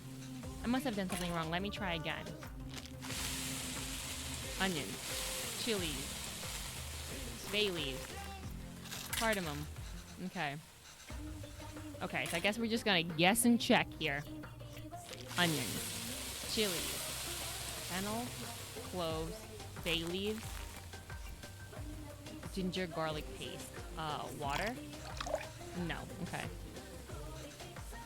Oh, you know what? I'm supposed to read these little things. Hold on. Remember, add all these first. Didn't realize that. Okay, we gotta go back through our memories. These ingredients, so expensive. So it looks like it's the bay leaves, cardamom, cloves, and fennel. Amma, why are you going through all of this trouble? It's okay, Dave. It's a big thing to leave to another country. I don't know when I'll be able to cook for you again. Oh, okay. Oh, I didn't realize I was gonna do it again. Okay. Okay, so we're gonna do fennel, cloves, cardamom, bay leaves. I can never get tired of how great toasted whole spices smell. I wish you could see how much these cost here. You would lose your mind over these prices. There's a logic to the order you add these 4 ingredients in. We have onions, the chilies, the tomatoes, and the garlic paste. You want all of them to fry in the oil nicely, but the ingredient you add first will always fry more in the oil than the one you fry next. Right, so if I want onions to turn golden brown, they need to be fried the most. And remember, once you add tomatoes, they release so much water it's hard to fry anything after. Okay, so we'll do this, and then this. Of course the tomatoes go in last. We went through a lot of trouble for the recipe book, Amma. I'm sorry I couldn't take better care of it, but I'm fixing these now, and I hope Calvin can appreciate it when he cooks these. If he ever does. Okay, and then I put the beef in first. And then the water. And then the spices. Oh yeah. And a little bit of salt. Darn it. Okay, fine. Darn it. Okay, just that part. Alright, let's look at that again. Now the beef goes in after we add the salt. So salt and then powders. And then beef, then water. Okay, great. Excellent. Excellent. Did I remember that? So salt, biryani masala, turmeric, chili powder, then the beef, and then the water, and we gotta let that shit simmer. This smells divine. I think we just need to let it simmer for 30 minutes and then we can start the layering. Yum. Gravy's done. All that's left is the biryani. I hope I can finish it before Kevin leaves. Okay. Ooh, yummy. Okay, let's look at the recipe book. All right. Okay, we just gotta put 1, 2, 1, 2, 3. So what's the top layer? At least the second part is salvageable.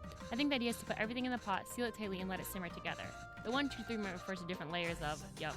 Okay, but in what order? Maybe I can try to remember. Okay, let's look at her thoughts. We just add all of these together on top of the rice layer. And that's the final layer?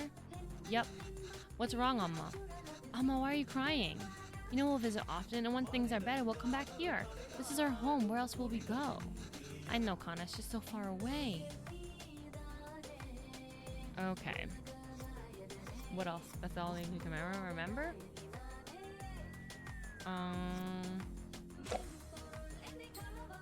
Okay, let's look at the type of biryanis.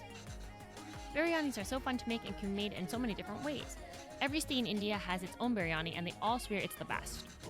Mama always loved the Hyderabadi biryani I'm making today. Okay. Cashews, ghee, damn, cilantro, fried onions, shit, saffron, milk, mint. Do I put the rice in? Fuck. I have no idea, man.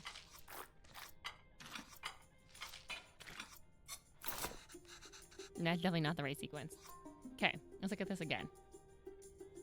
There's definitely rice with a whole bunch of shit on top. Everything on top of the rice layer. And that's the final layer. Okay. We gotta speed through this. Just whatever.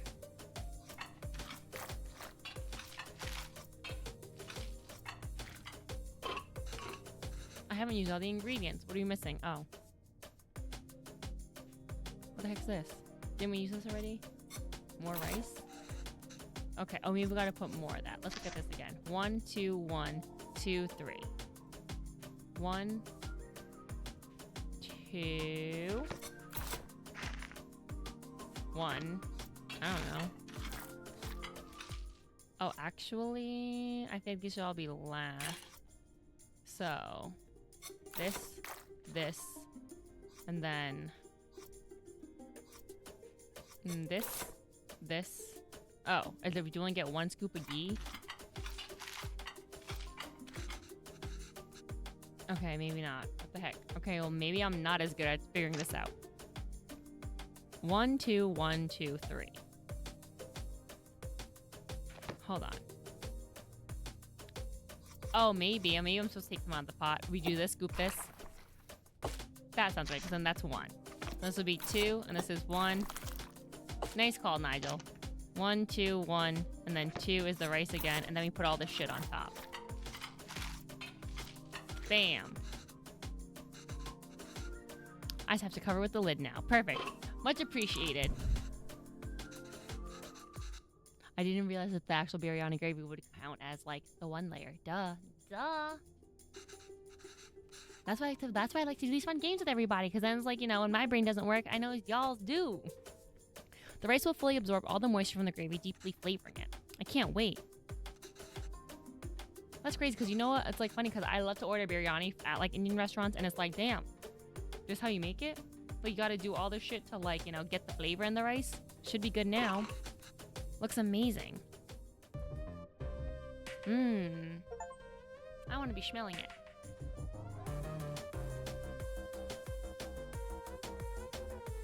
You can smell it wafting through.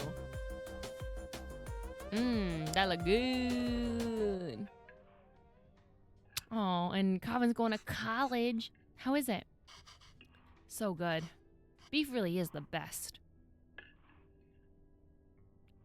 What's up with his fingies? Oh, it's really good, Amma. I'm glad. I won't get many chances to cook for you like this again. Amma, stop being so dramatic. I'm just moving out for university. Yes, Ghana, but we'll miss you. Have you packed everything? It's a long drive. We might have to get gas on the way. Oh, as it turns out, my friends are driving there today after all, so I'll be going with them. Oh. This way you and Appa won't have to drive all day. I was looking forward to the drive. I wanted to see the university. We wanted to see the university. I was looking forward to the drive. Maybe I was looking forward to the drive. We got to be honest here, because you know they feel in some type of way. So let's just be honest. She's looking forward to the drive because she wants to spend time with her son. If she says we want to see the university, she's lying. She doesn't care. We could all spend some time together before we send you off. It's not a hassle at all for us to drive you. We'd love to. Last chance for us to annoy you with unsolicited advice. Oh, Alma, that would be nice. But I think it's just easier this way. You can always annoy me another time. Okay, Kana, sure. Did I even get any of the meat pieces? Oh, maybe we can drive there next week, drop off some food? Oh, I almost forgot. Will your friend's car have enough space for some containers? I don't know, why? I've packed a lot more of the biryani. I also packed some potis, pickles, and sweets. Did she give all the pieces to Calvin? I can't take that in the car. Why not? It's gonna be stanky. I've packed for your friends too. You can all eat. Amma, they don't want biryani. And the whole car will smell. I don't want them in my dorm either. You don't want any of it? Calvin, I put a lot of effort into making all of it this week. I didn't ask you to. Why are you getting mad? I know you didn't ask, but what will you even eat there? I don't know. There are cafeterias, instant noodles, whatever. I'll figure it out. I can't believe she gave him all the pieces. I'm just eating Cusca here. That's not healthy, Calvin. You can't eat out every day. Literally everyone there will be doing that. I'm just trying to be helpful. Well, you're not. Why don't you just take some of it? You don't have to eat it. I said no, Amma. I'm done with this. This is a fresh start for me. I don't want to smell like Little India anymore. I just want to be normal. For once. Damn. Damn. Kana. The language you speak, the food you eat, the clothes you wear. Only you should decide that, Calvin. You don't have to change who you are for us, but just be sure you're not changing who you are for anyone else either. There's a wonderful and beautiful culture that's a part of you. It would be a shame if you chose not to be a part of it, just because you think it's not normal. Then why do we even move here? We should have just stayed in India. I'm sorry, I didn't mean to yell. It's just, there's no need to create a fuss over any of this. It's not like you're never going to see me again. I'll visit often, okay? Okay. And I'll call you every week, too. So please try not to worry, okay? Okay.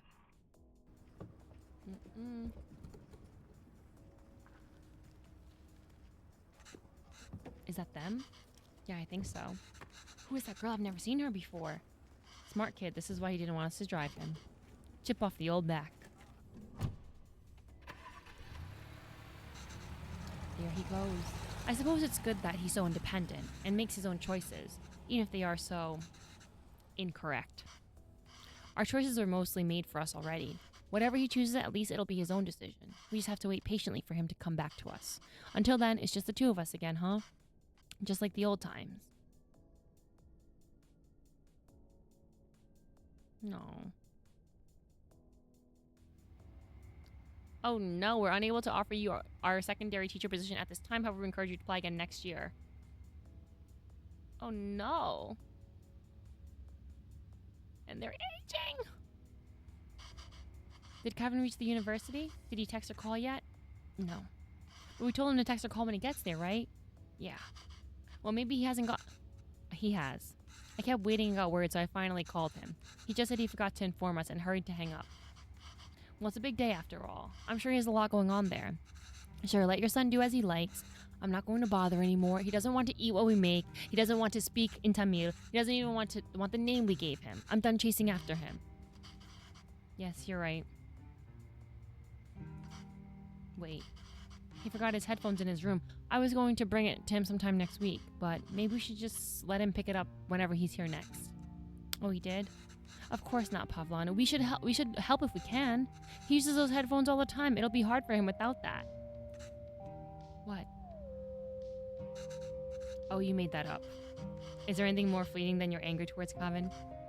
That's what being a parent is, I suppose. When Kevin said he wants to pursue writing, I was so happy.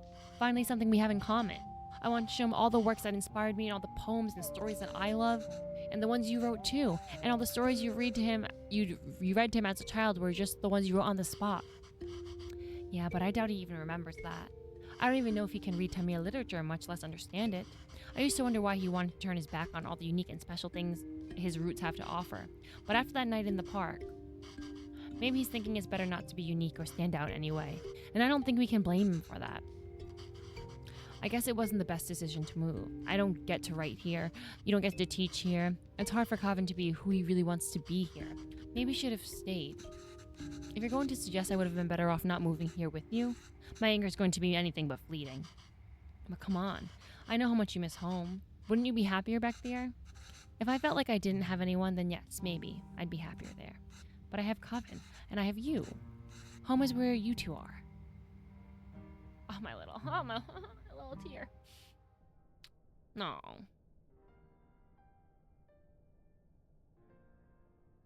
Longing for those who have forsaken you diminishes the beauty of the soul. 2014. So now it's been what, like several years now, huh?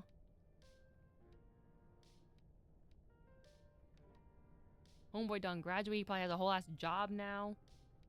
Dad died. Fuck. And mom's in her rocker. Fuck.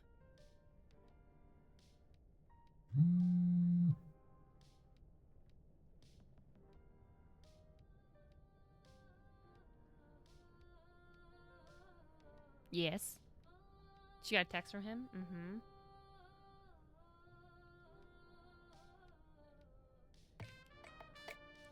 Oh, maybe he's coming home for dinner. That's gotta be it. Right?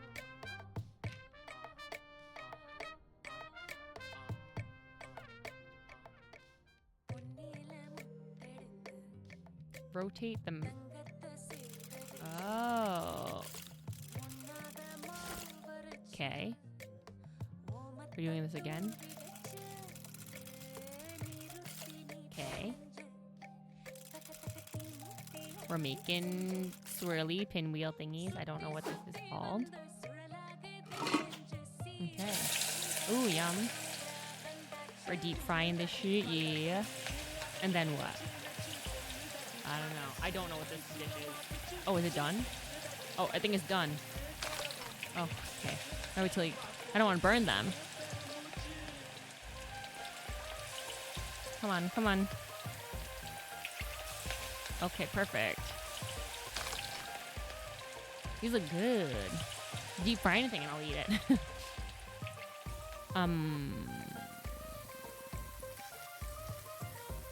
Yum. Now I'm hungry.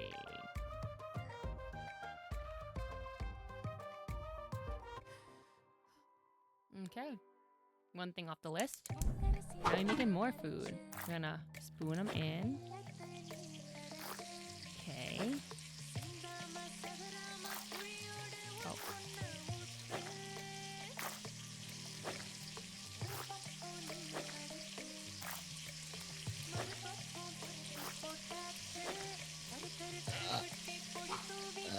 Jesus Christ. What's this? I have no idea what we're making.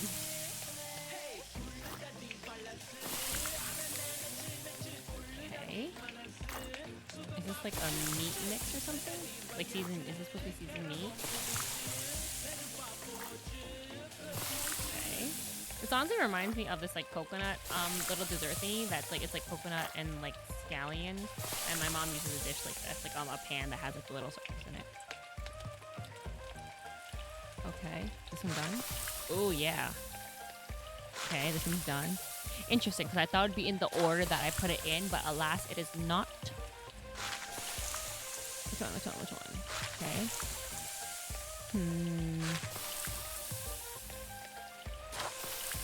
I guess we're just gonna have a whole spread, huh? I assume that like, the son Coven is gonna come home or whatever, right? Or you know what? Because it's 2014 now, so he might even have his own family, so they might just be coming over for like family dinner. And another cross off the list, I believe, right?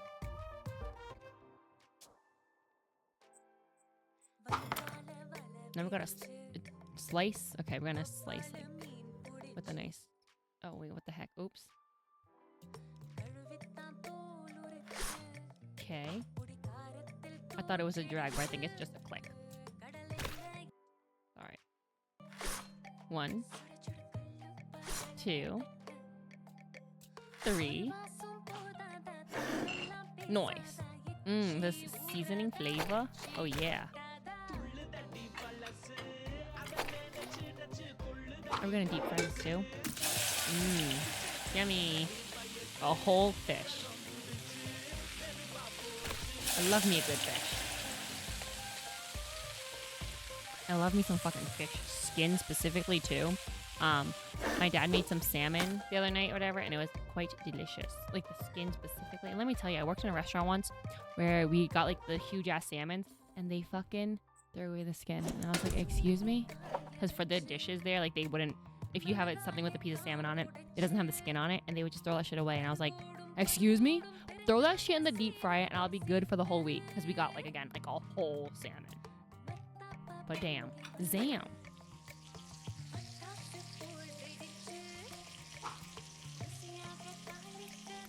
Yeah, and I worked at salmon with the skin on is good. Delish. And I used to do what is this?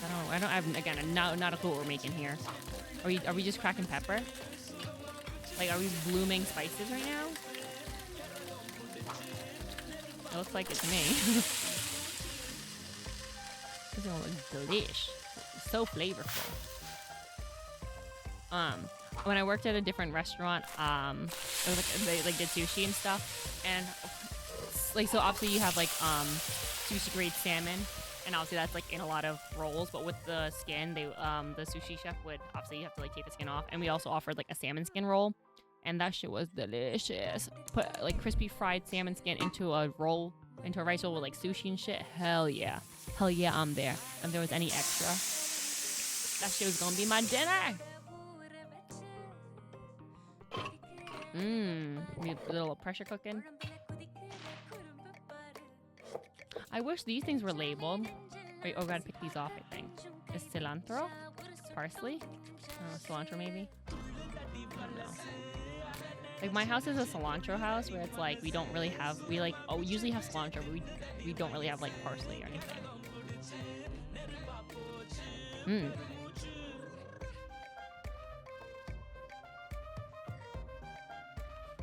I wish, you know, when's the smell-o-vision gonna happen? Mm. This looks like it's gonna be a fucking delicious ass feast.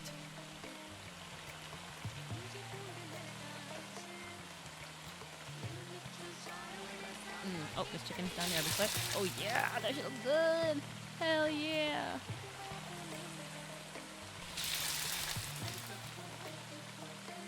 Smell-o-vision is the worst idea. I would say for like 90% of things it's the worst, but like for some of the food things, it's like, hey, you know how like in media and stuff there's like sound design, like this is sound design, right? Like having all the sizzling here with the Indian music here, it's just like, oh, this is part of it, right? This is why some of the spooky games are spooky, because it's about the sound.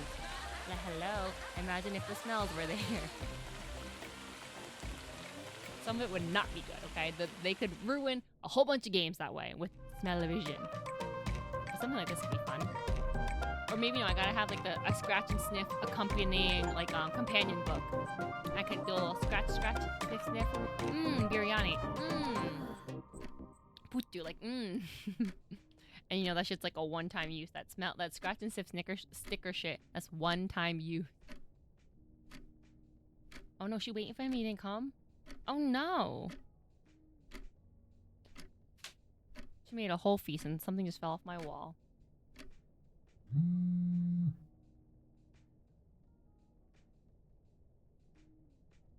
I'll cook your favorite mutton. Sorry, I have a lot of plans today, but I think I can stop by for a bit later. Oh, nar. Oh, we gotta scroll. Scroll. How is it not? Why is it not scrolling? Hello? Hello? Oh, I can actually scroll on here. Super. Something came up last minute and I can't make it tonight. Lame.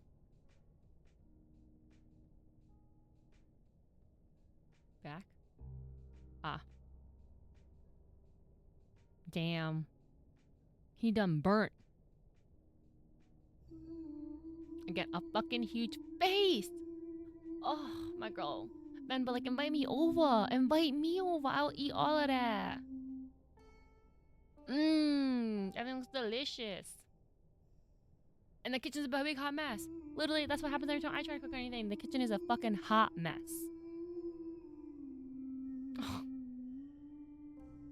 Literally, I feel like the way to express genuine love and care is through food a lot of the time.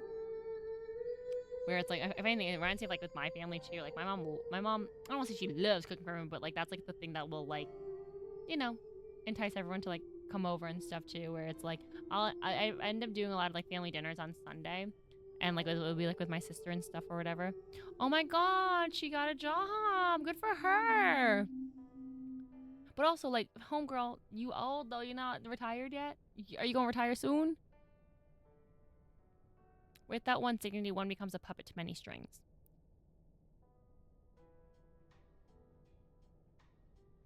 Bachelor of Arts, Oh, Look at his beard. Chris Kendall. Oh, yo, that's hype. The exact vibe I was looking for. Great, but just so you know, that's not usually hung inside the house. We'll send that. My dad just liked to hang it inside. And Chris Kendall probably doesn't give a shit. Yeah, that's fine. I just need something unique and interesting here. By the way, for the school lunch scene, are they film people? I was thinking it'd be cool if it was like super everybody table, all the kids, and they all shared food from different cultures. What do you think Priya's lunch should be? Chicken tikka? Chicken tikka masala? Spicy vindaloo, maybe? Ooh, the classic. Well, Priya is Tamil, so probably none of those. What if we show her eating nothing? Like, I would bring back my lunch a lot, lol. I was too embarrassed to eat it at school. Maybe we can touch up maybe we can touch upon that.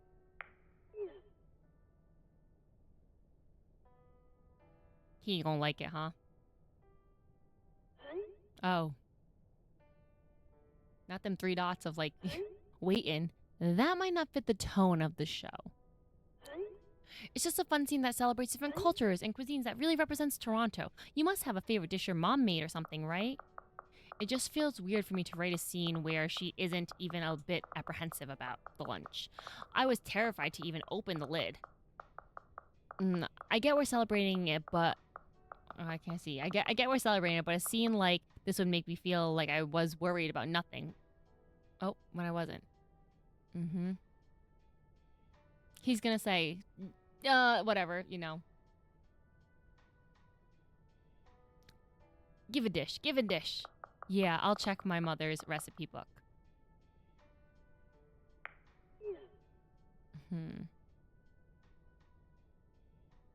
Okay. What's he gonna make? Okay, if I have to give them a recipe, the least I can do is ensure it's authentic. All right. All taped up and ready to go. I can't believe Alma didn't take the recipe book with her when she left to India, though. Looks like she's fixed a lot of these recipes. I can't read Tamil very well, but let's see. Yeah. Ooh, idlis. This is puttu. Oh, I remember making this with Alma and Appa. That was fun. Biryani, of course, Appa's favorite.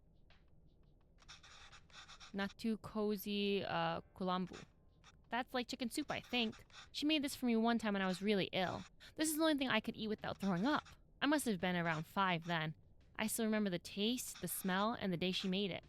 There was a phone call from India. The cooker was whistling. Amma fed it to me, but I think she was upset about something. I wonder what it was. Anyways, if I'm going to feature this recipe in the show, I better cook it once at least. How helpful. She's drawn cute pictures of the ingredients needed. I'll go pick those up first, and then I can start putting it together. Ooh, tamarind paste. Okay.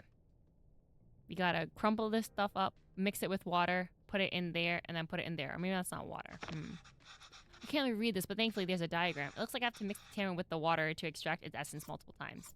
Yeah, that sounds about right. And then let's mix. Okay. Oh, the water really changed color.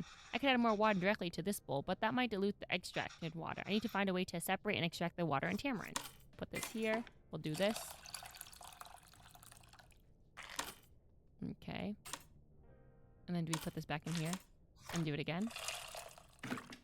Mix. Yum. Love me some good tamarind. One more time, everyone. Una mas. The water isn't really changing color that much anymore. I think I've gotten everything I can from the tamarind. Let me add it to the other bowl and see. Okay.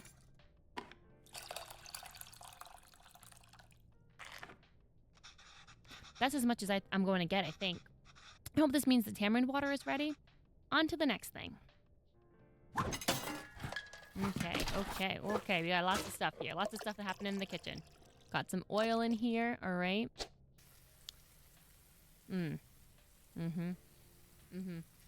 Got it.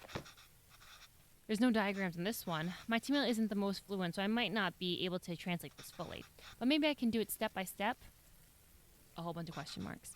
I think I can make out a few of these words. Toast both of the grains first. Nice. I just have to figure out the missing parts. And we can go step by step. I feel like it's a good, interesting way that they chose to do this in the sense of like expressing that like we're speaking or like we're reading a different language and doing so in like English still. You know what I mean? I think that was a good visual representation of his like brain figuring out what things to say, I think. Well, I don't really see any grains. Did I mistranslate something? What's this? Shallots, garlic and ginger, salt, chili, some powder, mustard seeds. Yeah, what do you think the grains are? Shallots? I don't know. Maybe. Oh. Were both things I added grains? What else could it be? Garlic? Maybe it's garlic and ginger. And then the shallot. Mm. Is it this? Powder? No, that feels like seasoning, no? Heh. Cumin? Chili? Or maybe am I supposed to wait for one thing to actually like cook fully? Is that where I'm messing up? Like what happens? Will this shit just burn if I just leave it in there? Toast both of the grains. Oh, I didn't even see that. It says they both here. Okay. What else would be grains? Grains? Okay, guess not. Okay, well I guess I'll just have to do everything. What the fuck? Okay. Am I supposed to just try every single freaking attempt here? Grains. Okay. Tamarind water. Mustard seeds. Rasam powder. Chilies, shallots, salt. We have curry leaves, cumin, tomatoes, and garlic and ginger. Obviously, me as someone who cooks, I would be like, okay, put them shallots and that garlic and ginger in there. But apparently not. Mustard seeds, maybe we have to let them.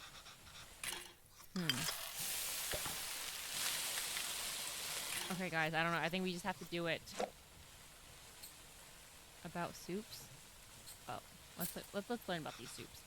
So rasam is essentially a watery soup. The rasam powder seems heavy on black powder, and I think that's why it's so good for colds and flus. I remember Appa came home one day from complaining that the English mulligatawny soup was a poor imitation of our soups. Was he talking about rasams? Wait. Black pepper is called milagay in Tamil, and water is called thani. And if rasams are a peppery, watery soup, then it's just milagay thani. Milagay thani. Miligatani. Oh my god. See? It's about the translation and the way that, like, you know, things are romanized. And that's how I feel sometimes too when I'm in a restaurant and I can't, like, read certain things. I'm not in the right mindset. Like, for example, the word, if you go to, like, a Thai restaurant or Thai Lao restaurant, whatever, and it says, like, Goong, like, goong, I guess. But it's, like, the word for goong, which is shrimp. You know what I mean? But, like, if I'm not thinking in my Lao brain, I don't end up reading it like goong, because I want to read it like the way I would in Western English, which is goong. You know what I mean? Or I'm like, what the fuck's that? But alas. Or it's like when people say like larb, and it's like lap. You know what I mean? Things like that. Did you try garlic and curry leaves first? I did not. Garlic and ginger, and then the curry leaves. Were both things that added grains? What else could it be? Alright, fam. I think we're going to have to guess and check, where we start with one thing, and we'll add it to everything else. And that's wrong. Okay. Now we're going to try the cumin and the shallots. That's also wrong. I really don't think it's the cumin at all, but we got to try something here.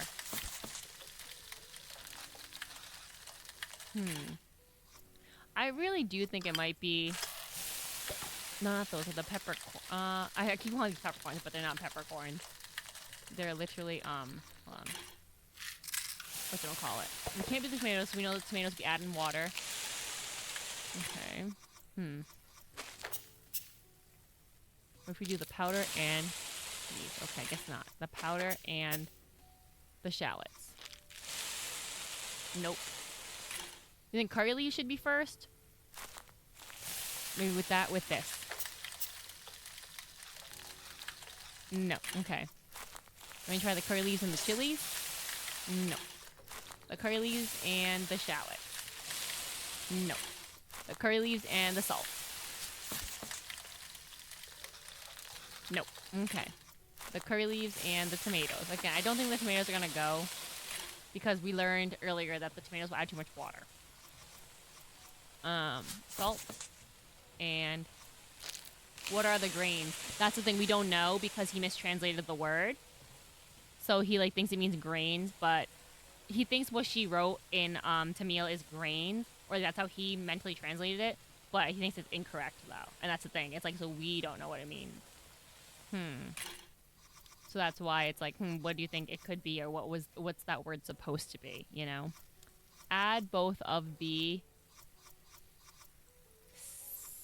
seasonings. Add both of the... girl, I don't know.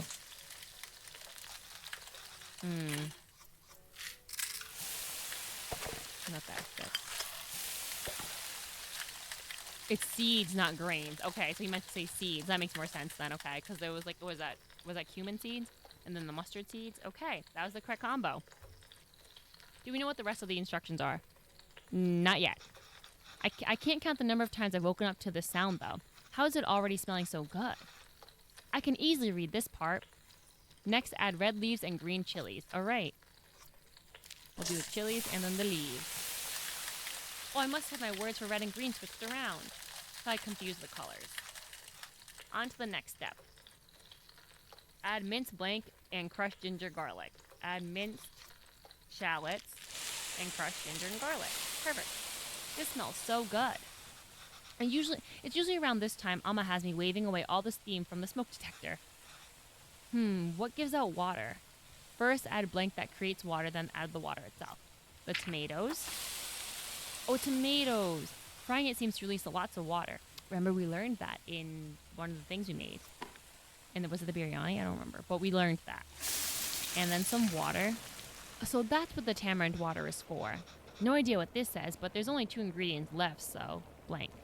Add the salt and the powder, the rasam powder to taste. This smell is really taking me back. Amma was upset because of the phone call she got from home.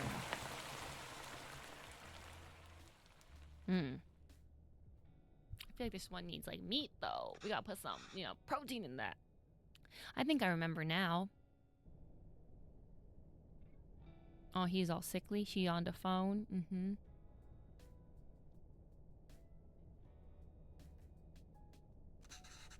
I'm sorry, Appa. I'm sorry I'm not there. Oh, her dad is like going through shit. I know. I thought she was getting better. Oh, because her mom is probably passed. It's almost the end of the month, so I should be able to send you more money soon. No, it's okay. Let me at least be of use this way. Okay. Can't read this part either, but there's not much to this. Just put everything in and cook it, I guess. Bone-in chicken, turmeric, water. Bone-in chicken. Water, turmeric, salt, bam, and cook it, I guess. I should turn this on after I get everything in. Am I missing something? Oh, this. There we go. Nice good pressure cooker.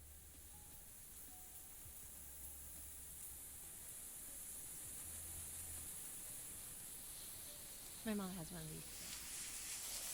these. And all the little topping will always just be dancing around.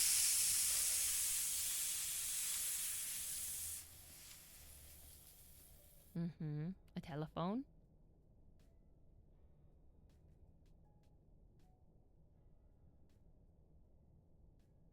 So I assume, is it her mom died, or is her mom just really sick? I should keep going. Keep going where? Okay. Yum. Well, that looks fantastic. Chicken stock always has a golden color, but the turmeric is making it look extra nice. Man, should we even feature this in the show? Some corporation is going to start selling an overpriced turmeric chicken stock after watching this. Oh, very classic. Of course, it's like, do you remember when during like lockdown COVID time, the dalgona coffee was like really popular, where they would do the instant coffee and like fluff it up and shit like that?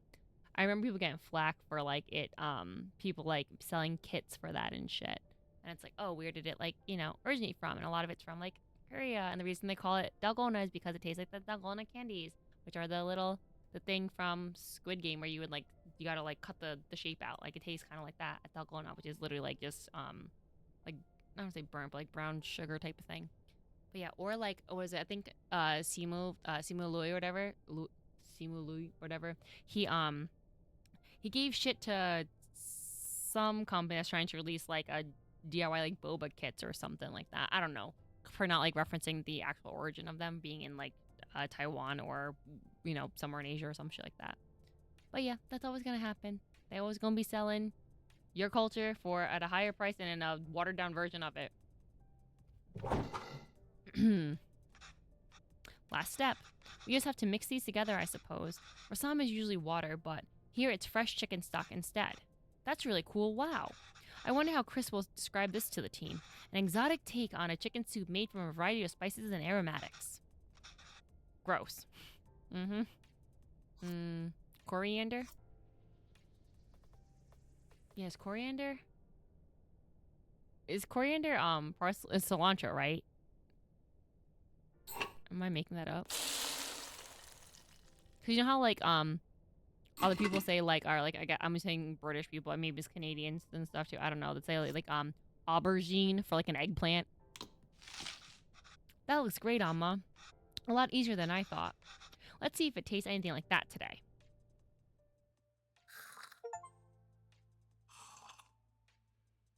He thinks that shit is delicious or what? Oh yeah, his memories getting jogged.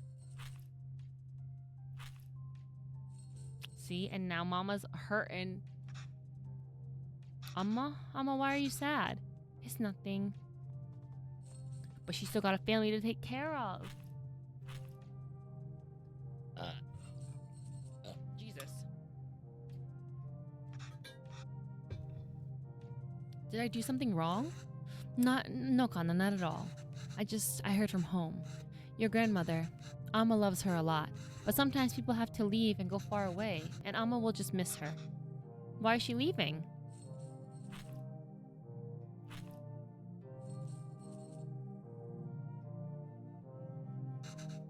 It's natural, Kevin. Everyone leaves someday.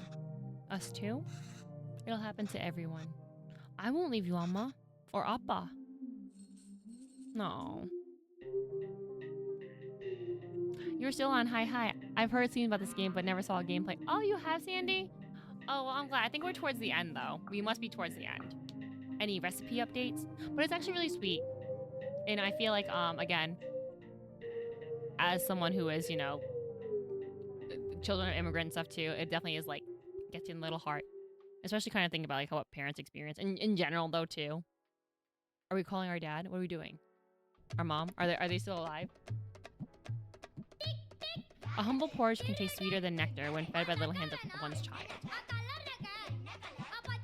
Thank you, Venba Miss. Oh, she got her job. Good for her, deserved. And Dad died. Oh.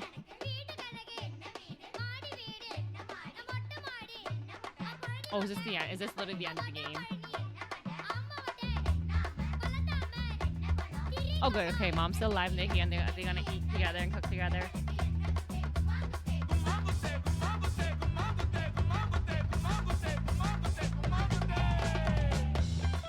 Oh, okay. Let's see. I told you I'm terrible at this. It's easy, Kevin. Listen. It's all about temperature control with dosa. First, pour water on the stone to reduce the heat. Next, set the fire to the low setting. Pour the batter, and since the stone isn't hot, you can spread the batter easily. Add oil around the edges and turn up the heat. This will fry the batter and make it easy to flip once the edges are brown. Then it's done. Easy, right? Yeah, for you, another disaster coming up. Okay, so it was pour water, pour the batter. Oh shoot, you know what I'm supposed to do? I didn't turn down the heat. Rotate. I didn't turn down the heat. That's why it's burning. Fuck, I burnt it. I forgot to turn down the heat. Oh wait, my bad. Did I spread the batter wrong? You spread the batter fine, Kevin, but you forgot to do some things before the spreading. I think I know what I did. Let me try again. I do know. Okay, it's water. Turn down the heat. How do I turn this? Okay. Nope. Turn it down. Turn it down. Come on. Turn it down. Do this. We're gonna spread. We're gonna spread it around. Oh, what the heck? Okay, spreading. Already burning stuff. Yeah, what the heck? Did I burn it again? Is this right? This is right? Then we gotta put the oil on the outside. And we gotta turn the heat up. Hell yeah. They look good. Okay. Do I gotta flip it over?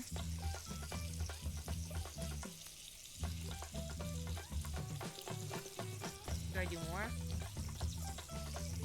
Am I supposed to make layers? How do I know when it's done? Is it gonna tell me it's done or is it gonna sit here and burn?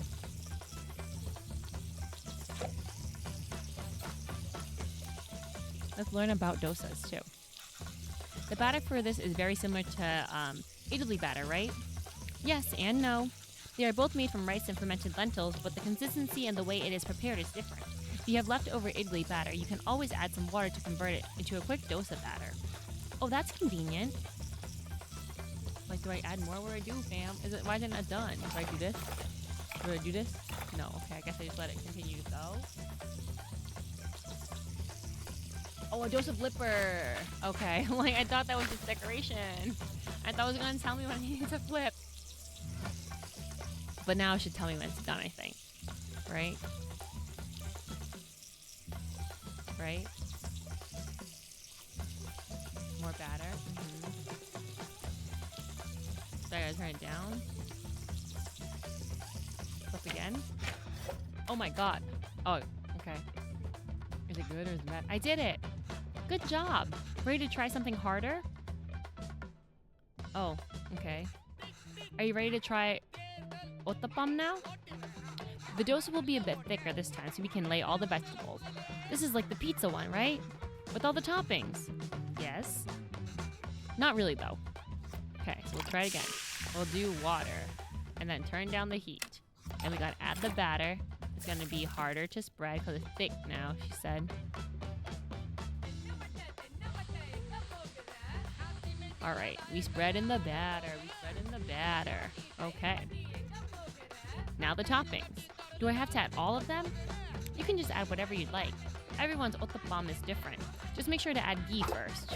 Okay, what do we have here? Ghee. All right. Let's add, what do we have here? Onions, hell yeah. Carrots, hell yeah. Green chilies, hell yeah. Italy powder, hell yeah. And I guess, do we turn it up? Oh yeah. And then let's flip that shit.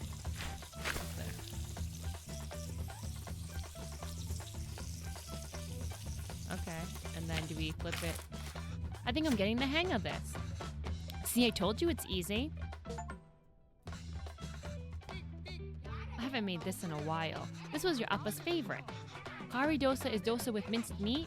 Yes, exactly. We're doing it with mutton here, but you can do it with chicken, beef, or whatever you like. Okay, we gotta put the water on. Turn it down. Put the batter in there. Spread that shit around. Bring it around town. Did the dad die? Yeah, the dad died. The picture, I think the grayed out picture of him was like the indication that he had passed already. And where the mom was sitting in the rocker by herself. Good job, Kavin. Has the game mostly been cooking stuff or a mix of different things? It's really narrative, Sandy. Like, basically, it's about two immigrants, the mom and dad, who come here and they were kind of just like, figuring shit out. So it's like, oh man, they're having a tough time finding a job, this, that, blah, blah, blah. And they like raise a kid or whatever. And it's been, I think, the cooking part has been a way to like show, not only show culture, but also like show culture through generations. And I'm sure in the same way that you and I can probably relate to it with our own parents, where it's like, learning to make the foods that your parents made, right? Because there's the disconnect when he's younger about like, oh, I want to eat like, Western food. I don't want to take your food, the cultural food to like school, blah, blah, blah. And now he's like older and obviously he's like wanting to learn it from his parents, et cetera, et cetera. But yeah, but it's like the gameplay, quote unquote, has been on food, or it's been about different recipes. And like the mom, she like looks at her recipe book from her mom, and now like this kid is looking at it from his mom, and luckily his mom's still alive.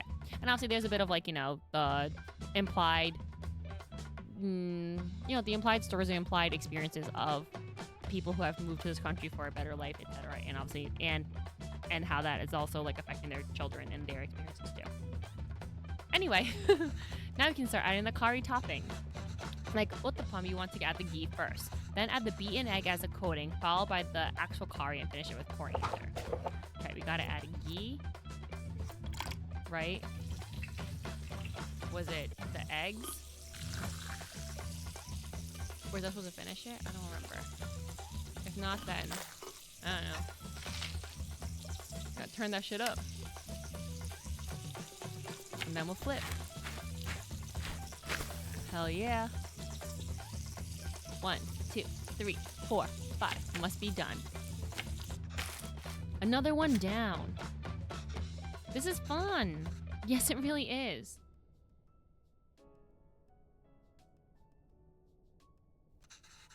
You're doing great, Kevin. You can start your own dosa restaurant when you go back. I know, right? I could probably run the best one. Not him having broken glasses, just like his daddy. If there were restaurants that can serve doses like this back there, you wouldn't have missed home so much and left, huh? I came here for more than just doses, Kevin. Yeah, of course. I was just joking. Oh. Okay, well, you start eating these. I'll make the rest and then join you. Oh, no, I'll do it. Otherwise, they'll get cold before you can eat them. Well, won't they get cold for you then? Let me do this one time at least. Sure, Kevin. So now I'm like, wait a second. Maybe I'm confused. Like, are they back in India right now? Like, is he in India visiting his mom? Or maybe not. I have something to show you. It's her recipe book. This is Amma's recipe book. Have you been using it? Wait, I didn't fix some of these. You fixed those too? And you wrote in Tamil? This is great, Kavan. Is this all research for that show you're writing? No, Amma. Actually, I quit that job. Oh? Why? I couldn't write what they wanted, or I felt like a fraud. I couldn't write what they wanted. I can't just write about dosas, saris, and musicals. Our lives are more messy than that. And sometimes it's messy. Sometimes it has people like me. I've acted like being Tamil was inconvenient for my whole life. But now I'm acting Tamil when it is convenient for me. When there's a job on the line, I couldn't deal with it. I had no idea you felt this way, or you're being unfair to yourself. I had no idea you felt this way. Let's have them open up to each other. It's true, Amma. I'm just a tourist. And I wasn't there for you after Appa. And every time I wanted to apologize, I just felt too guilty to even face you. You've always said you stayed in Canada for me. I know how much it must have hurt you to come back here. How much I must have hurt you. And Appa, it was so sudden. I always thought there would be time to tell him how much he inspires me. Even the stories he made up when I was a child and read them to me until I finally slept, my writing can't hold a candle to that. If I'm writing today, it's because of him. I'm still just trying to catch up to him.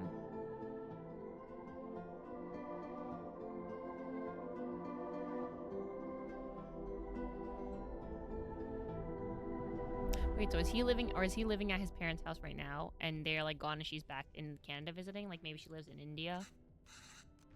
That's not why I came here, Coppin.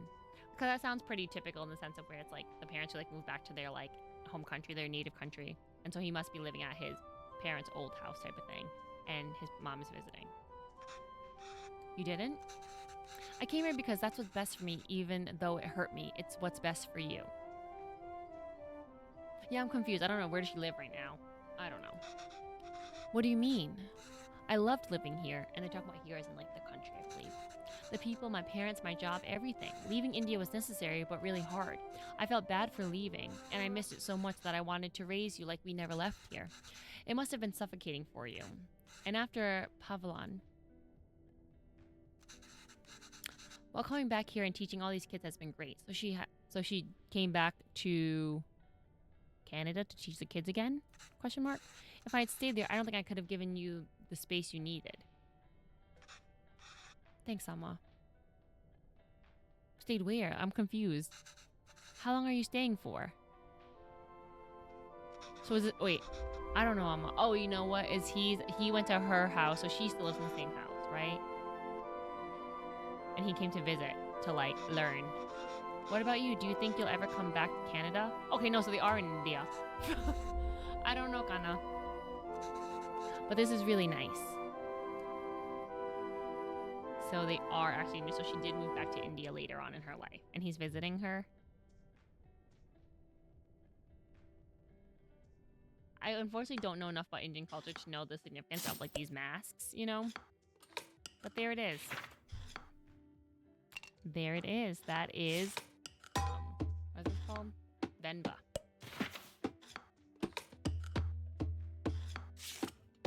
What do we think of it? Is this gonna like speed up? Because I feel like this is a sweet game. You know what I mean? In the sense of it's like it's a fun little, like, again, a visual novel type of sim with a little bit of, like, like simple elements of like gameplay or whatever. But I do think that it's like, I do like the narrative storytelling of it, and obviously being like an immigrant story, it's like something very relatable, but also in just in the sense of like being a parent child story, it's very relatable too, especially as you grow up and you see yourself like separating from your parents and whatnot. So like I get that again, and I feel like it's what I think is really important though too is that like how stories like this, and even again it's like a simple game to play, but it's like, yeah, those are real, or like if this isn't based off someone in particular's life, it's honestly probably pretty accurate to a lot of the way people have lived, you know what I mean? And I will say, I think that's something it is really nice to see, is that like in I think as we are continuing on with like society and shit like that, it's like, yeah, less kids are gonna have to be afraid to bring their like culture or food to lunch or whatever, right? It's gonna be less like feeling like you don't fit in, where it's like being different and really embracing your culture, more than inside your home, like bringing it outside of your house is gonna be the norm, or more so than it was in this story, and also maybe in like my own time, your own time, whenever that was. Okay, I think we're done here. Like, I was gonna see if there's any like if there's like whatchamacallit, oh, maybe there is like a cutscene, a post credits cutscene. Anyone? Maybe not. Oh, there's not. Okay, I thought there was gonna be one after all the credits. There wasn't. All right, well, good to know, everybody. That was Venba. Oh, let me see something actually. Oh, look, wait a second. You can actually go to the recipe list. Ah, and the recipes are by this person. Oh, fun! The fact that you can actually, like, see the recipes. That's pretty freaking cool. Love that. Oh my god, and so these are things we actually, made or, simulated making. Oh my god, fun. Love that. I just love food, okay? I love anything that has to do with food, and I love the idea of, like, sharing different cultures and shit. Maybe get some recipes with the game. Yeah, that's pretty cool. And I do love me a biryani. But I love that. And I feel like, again, this is like, I would love there to be a game like this, in my culture, you know what I mean? Or like, to see with like Lao food, Thai food, whatever, Vietnamese food. This is awesome. And I feel like the thing too is that it's like, and again, it combines, in some sense, it's like it combines the heartfeltness of like, like an immigrant story or whatever, right? Or the things they have to deal with. But it's also like, yeah, the food, which is very much like such an important part of like the culture, you know what I mean? And I feel like it's also like almost like the easiest, it is like one of the easiest barriers to entry when it comes to like learning about another culture or whatever. But I feel like sometimes it's like there ends up being like a wall on it for no reason, where it's like people at some point, maybe not so much anymore, again, as we are as a society, as we're headed towards more like acceptance and more kind of like embracing, different like cuisines and stuff like that. But like I don't know, I feel like we made a stupid wall against like cuisines for no reason, where it's like yeah, some shit gonna be kind of smelly, but like it's gonna be delicious. So we're gonna, what are you gonna do about it? Like, hello, Southeast Asian food, that shit has fish sauce and everything. But you know what? It fucking needs it. But yeah, and think about it this way too. And I feel like this is what's tough when it comes to like,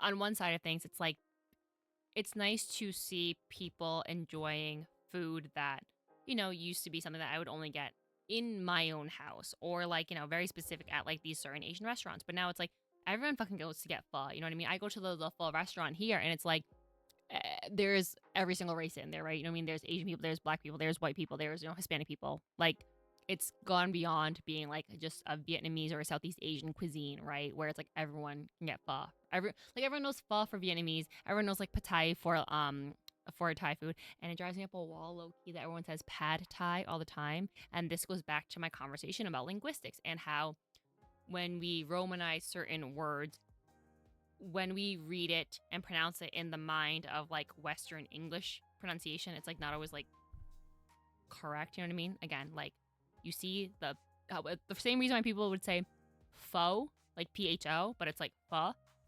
And the same way that people say like pad thai, and it's like every time I've heard it said by my mom, it's been patai. You know, when you see like the word larb, which is like larb, LARB, which is like a mincemeat salad, or whatever, like in Laotian culture, but it's pronounced lap.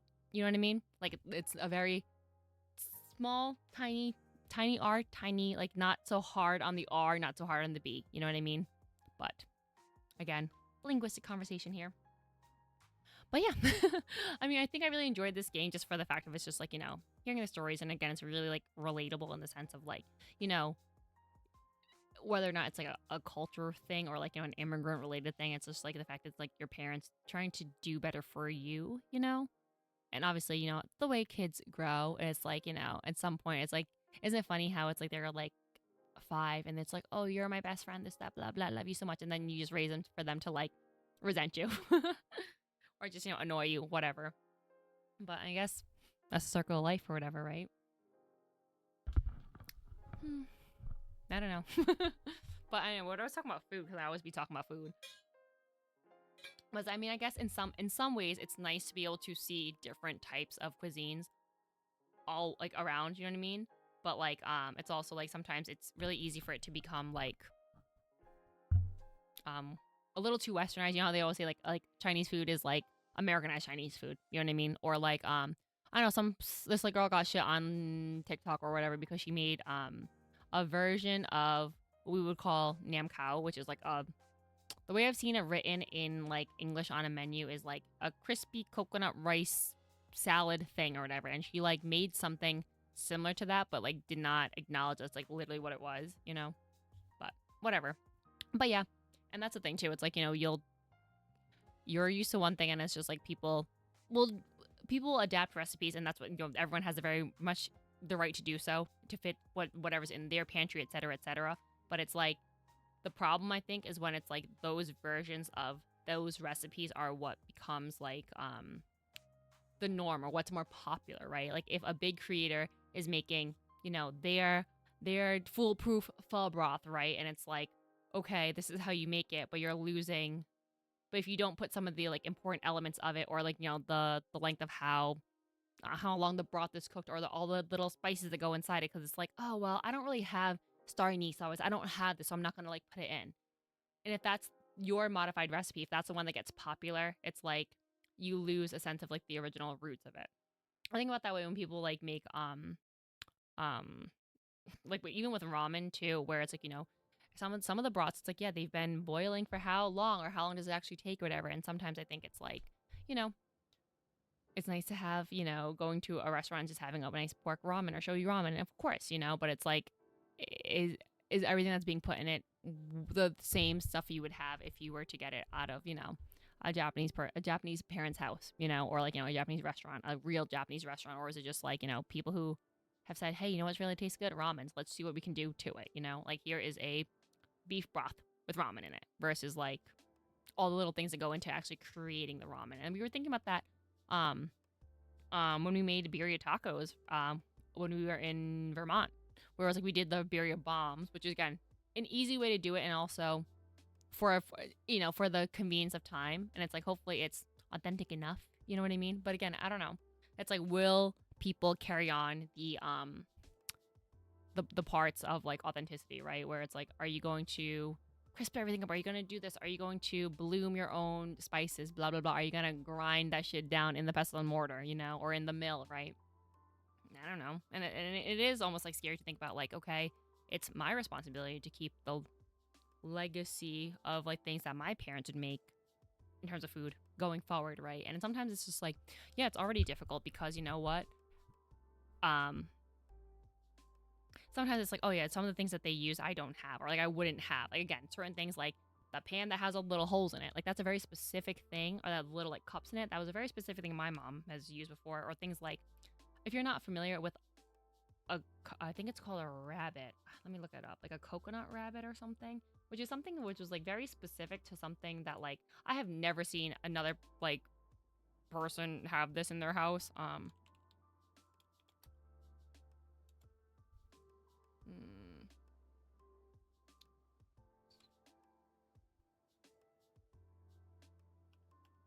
coconut.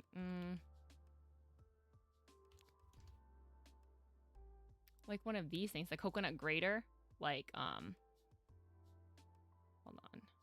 Like this, right here. I've never, like, this is something that I had in my house growing up. And basically, you crack a coconut open and you scrape it. You sit on this little thing and you scrape it against this, like, blade right here to, like, get all the coconut out of it. But that's something I've never freaking seen in another person's house.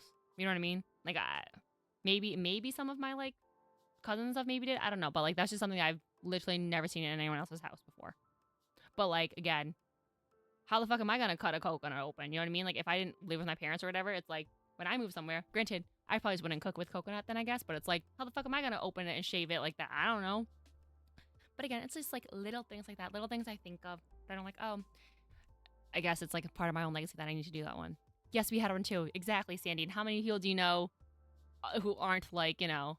And again, I don't know if it's like an actual Southeast Asian based thing or not, but it's like, it's something where it's like, I have literally never seen one in any of my like other school friends' home, you know? Like,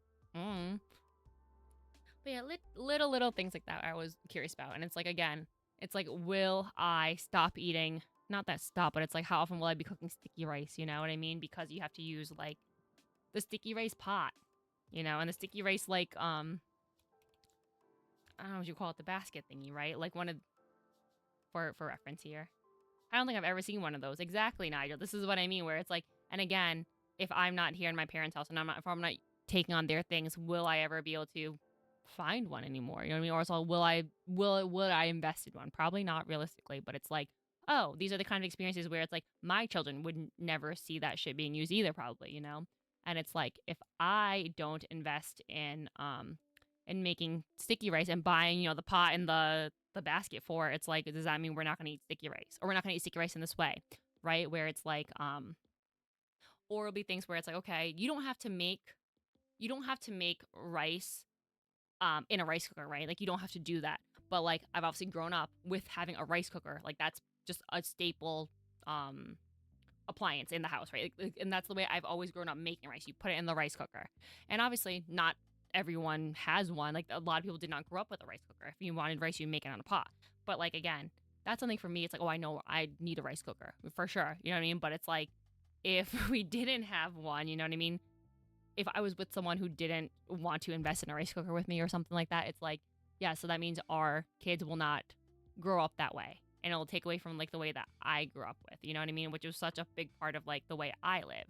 And I've had this conversation with a few people before where we talk about, you know, like, hey, would you rather have like I think it's like rice bread or like noodles or something, right? Like every single day. Like you can't eat the other two. You have to just pick one. And I always pick rice because at the end of the day, it's like I grew up having rice every day pretty much, like with all my meals, right? And some people grew up with having bread. Some people grew up having more like pasta or something like that. And it's like they're like shocked in the way they're like, oh, I'd pick bread for sure because they have maybe bread more often with every single meal. And it's like, nah, rice was my meal every single day. You know what I mean? And it's just, again, different ways to grow up, etc. Different ways to be like nurtured, whatever.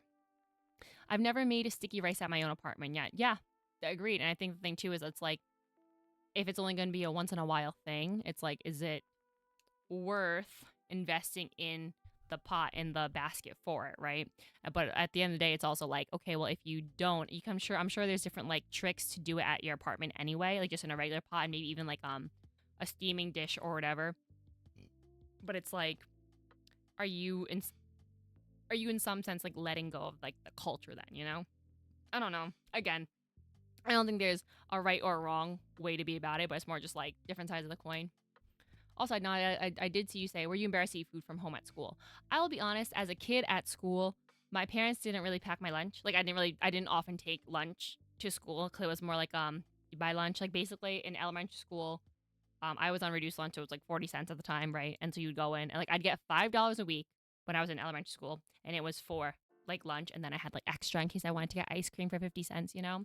So my $2 would go to lunch, or $2.50 whatever would go to lunch because it would be $40 every day. So you go into the little cafeteria, you check in with the teacher's aide or whatever, and then it's like, do you want cheese pizza, pepperoni pizza? Did you want the brunch for lunch, or do you want what's it called, a chicken patty or whatever? I don't know. And then they stamp your little hand with whatever color. So if it's like purple, you're getting the chicken patty. If it's not, you're getting whatever else it is. So I didn't bring lunch a lot, but also as a kid, I was kind of a picky eater in general. So if anything, I maybe brought like a cheese sandwich. I don't know. But yeah, I didn't really pack lunch as much. I'm trying to think, what did I like as a kid though too, like for like even just like Asian food. I mean, granted, whatever mom made for sure, but like I didn't really pack lunch though, so I never really had that issue. And it's funny because I think there are some things I had for lunch as a kid in elementary school where that shit is I had never fucking eaten that shit since. Like again, I don't remember the last time I had a fucking chicken patty is, to be honest. Which granted I know is literally a fucking chicken burger or whatever in pieces of bread, but like I haven't really had one, I guess, unless you count like a chicken sandwich now as an adult. Hey big guy, how are you doing today? I am doing well. We just played a game that was about like, Indian immigrants and food and just kind of like a heartwarming story. I thought it was a nice, cozy, relevant game for today. I feel like not only does it, I feel like it was a cozy game today to play, which is nice because it kind of is like definitely took my mind off of, the situation today. But also, it's about Indian immigrants, and you know that one of our candidates is Indian, so I thought that was like great. And also, I just love food. I don't remember where my conversation was going, but whatever. Sandy says, yes, when I went to college, I bought a rice cooker and was the only one that had one in my sorority house. I don't know how to make rice in a pot on the stove. Exactly, Sandy. Because I'm not surprised because that's the funny thing where it's like, hey, you grow up with it, you put it in, you put the water and you press like go or press on and it just makes it. But now like in a pot, you have to like really, you have to watch it more, where you can just like set it and forget it in a rice cooker. But then when you do it on a pot, it's like, is it working? Is there enough water? Blah, blah, blah. It's just different. I specifically remember Tina also mentioning a story too where she's like, yeah, I never had a dishwasher, obviously, which, growing up, neither did I. And she was like, yeah, I put regular soap in the dishwasher when I was in college because, it's just like you didn't grow up with it. You didn't realize that it had to be like a different type of soap. I grew up having rice every day too, but I remember hating it. Really, Nigel? I find that interesting. Like, do you think, like, it was just something actually you didn't want to eat with the food, or was it just more like, maybe you just didn't like the taste of the rice? Because I can get that because if it's like plain or whatever. I would go to my white friend's house and they'd treat rice like it was a snack or something. Really? That's hilarious. It always confused me. Yeah, that would confuse me too. Rice as a snack? That's interesting. It's more like a pastry than bread though. It's more like a pastry than bread though. Yeah, I mean, I guess it depends. I guess it depends on what kind. I feel a little older now. I remember when I was in school, lunches were 65 cents. Was that full price? Okay, because for me, when I was in school, when I was in elementary school, it was full price was $1.40, then reduced was 40, and then if it was free, it was free, obviously. I don't know what it is now, obviously, just because I don't really pay attention to like the school situation. I'm like, the fuck? These kids, do they have, I know some kids like they don't have February break and some do, and I'm just like, okay, because before you'd have a February break and an April vacation, and I think some schools don't do one or the other or something anymore. I don't know.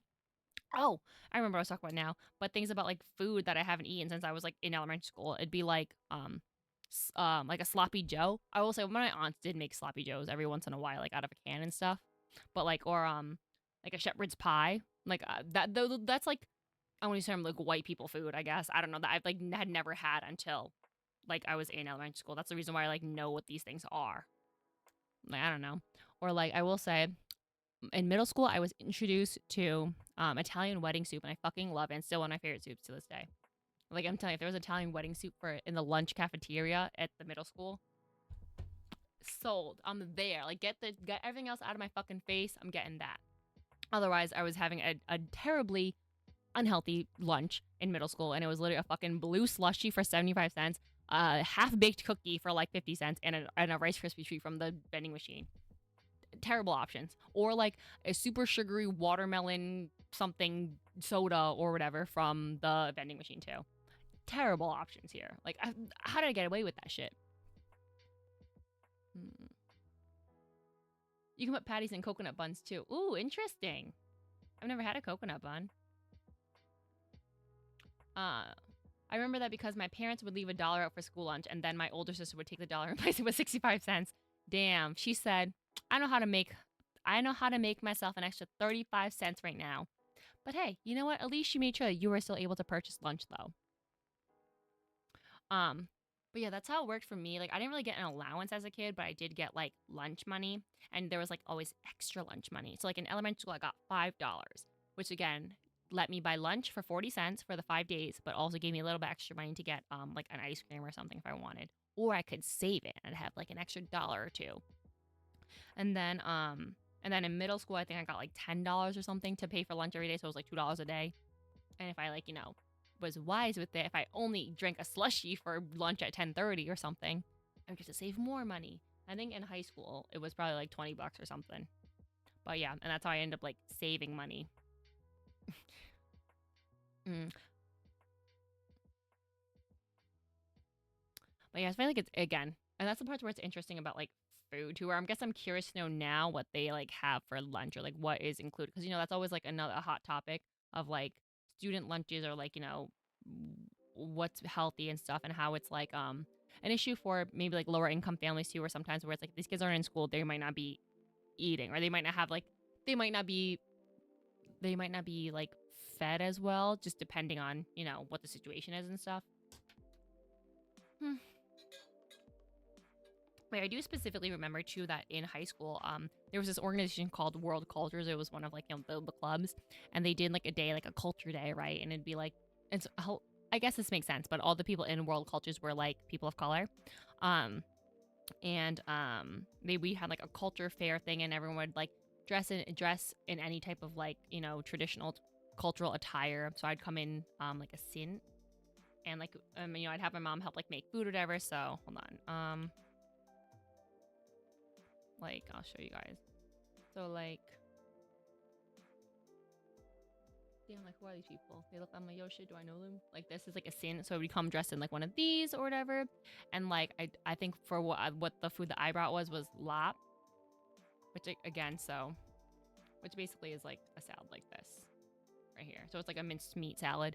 And sometimes it's like, it can be like whatever, duck, beef, whatever. But usually it's like chicken, and chicken is also like the easiest, it's easy to appeal to people when it's chicken, you know what I mean, versus like any other things. Like I like it sometimes it's a little like what's the word, it's not necessarily like raw, but not cured either, but you know what I mean, like ceviche or whatever, or like a crudo. It can be that, it can be duck, it can be a whole bunch of different things. And sometimes there's like but there's also sometimes like hearts, livers and gizzards in there too, which also is like maybe not the most appealing for people who've never tried it before, you know what I mean? Especially, and it's funny because I always want to say lizards and I always want to say lizards instead of livers and gizzards. But yeah, so I brought this with and wore like my sin and stuff too. And so this is the word I'm saying too. It's like lap. So sometimes it's spelled like this, Laab, lap, or it's pronounced like larb. Like if I look that up, hold on. Yeah, you can see that it's written as what is it? Oh wait, what am I looking at here? Like larb recipe. Y'all see that? Maybe not. Okay.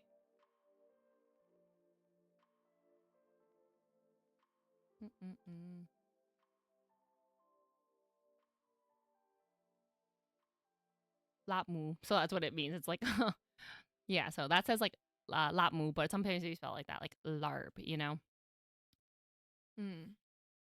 But yeah, and this is what I mean, where sometimes it's like I'll read things again, going back to the whole idea of like whatchamacallit, of linguistics and stuff too, where it's like you read something and it's like, oh yeah, I gotta read it in like the Asian way. I gotta say it like it's an Asian word for me to like understand what it is. Because sometimes I'll read things and I'm like, what the hell does that mean?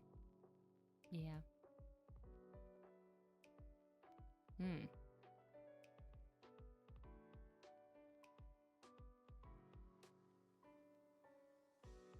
Sorry, I just love thinking about food. I'm sorry, I was quiet for a second. I was thinking about food, and I was like scrolling through this recipe too, where it's like funny because I'm like, yeah, how do these people make it? And I find it's interesting because obviously it's like because the internet exists, because social media exists, because people can write blogs, people can vlog their time in different countries now. People can make videos of themselves like cooking food or whatever. It's like, oh, I think that's a benefit of like having, for a kid in this game, like the son or whatever. Granted, he called his mom, which is great, but it's like if he wasn't able to work and like cook with his mom, to learn from his mom, the fact that there's like so much so many places now, so many resources where you can access things that are hopefully that might be, you know, actually authentic versus like, this is how I think it's made, or this is how I think it tastes like, you know? Which I think is a beautiful thing. I fucking love food. Hell yeah. And I think the thing for me too is that's like, I would love to learn to cook more cuisines. Obviously things of like that. Of like the things that I like from Southeast Asian culture, things I like from obviously like Korean, Japanese food, whatever. But also it's like, and I'm a sucker, and I love Italian food as well. I also happen to live in a Rhode Island also has a good amount of Italians in it. That's probably why, you know, like why those things kind of stick with me. But like, you know, there's just so much food and so much culture to learn from like other places where it's like, yeah, I would love to try different things. In the same way that I like want to cook and like bake food that I've never like baked before. It's like, yeah, I want to learn to like cook different cuisines that we like. Where it's like there's more to like Hispanic food than like tacos and burritos and shit. You know what I mean? Like, damn, hit me up with that chicharron. Hit me up with the like the oxtail. Hell yeah. Whether from like Dominican food, fuck yes. And I'm sure there's just plenty more to come. Like, one of my friends is Bolivian, and I just remember like her mom like making us a bunch of food too. And I'm like, this is fucking, you know, I could talk about food all fucking day, man. And if you let me, I probably fucking would. But anyway, I guess I'm gonna end the stream now. I'm gonna wrap it up. I thought this was a fun little cozy game, and you know I love the art style. I just love art. I love art. I love food. I love celebrating immigrants. I love all of it. But yeah, I mean, I think that not gonna lie, I'm still a little worried about going to sleep tonight, but I think we're gonna be aight. You know what I mean? I have faith. I'm optimistic. But yeah, I should be back tomorrow. Probably around the same-ish time, like 7:30, 8 o'clock-ish or something, I think. Not sure what we're doing. We're probably going to play another game. I don't know. That's a problem for me tomorrow. But we'll see. Maybe we'll just chat. I don't know. But yeah, we'll hang out. We'll see what's up. You know. See you guys. Thanks for joining me today. I really appreciate it. I had a good time. Hope you guys did too. So you guys all have a wonderful what is it? Morning, afternoon, evening, you know, wherever you are in the world. And I will catch you in the next one. See you.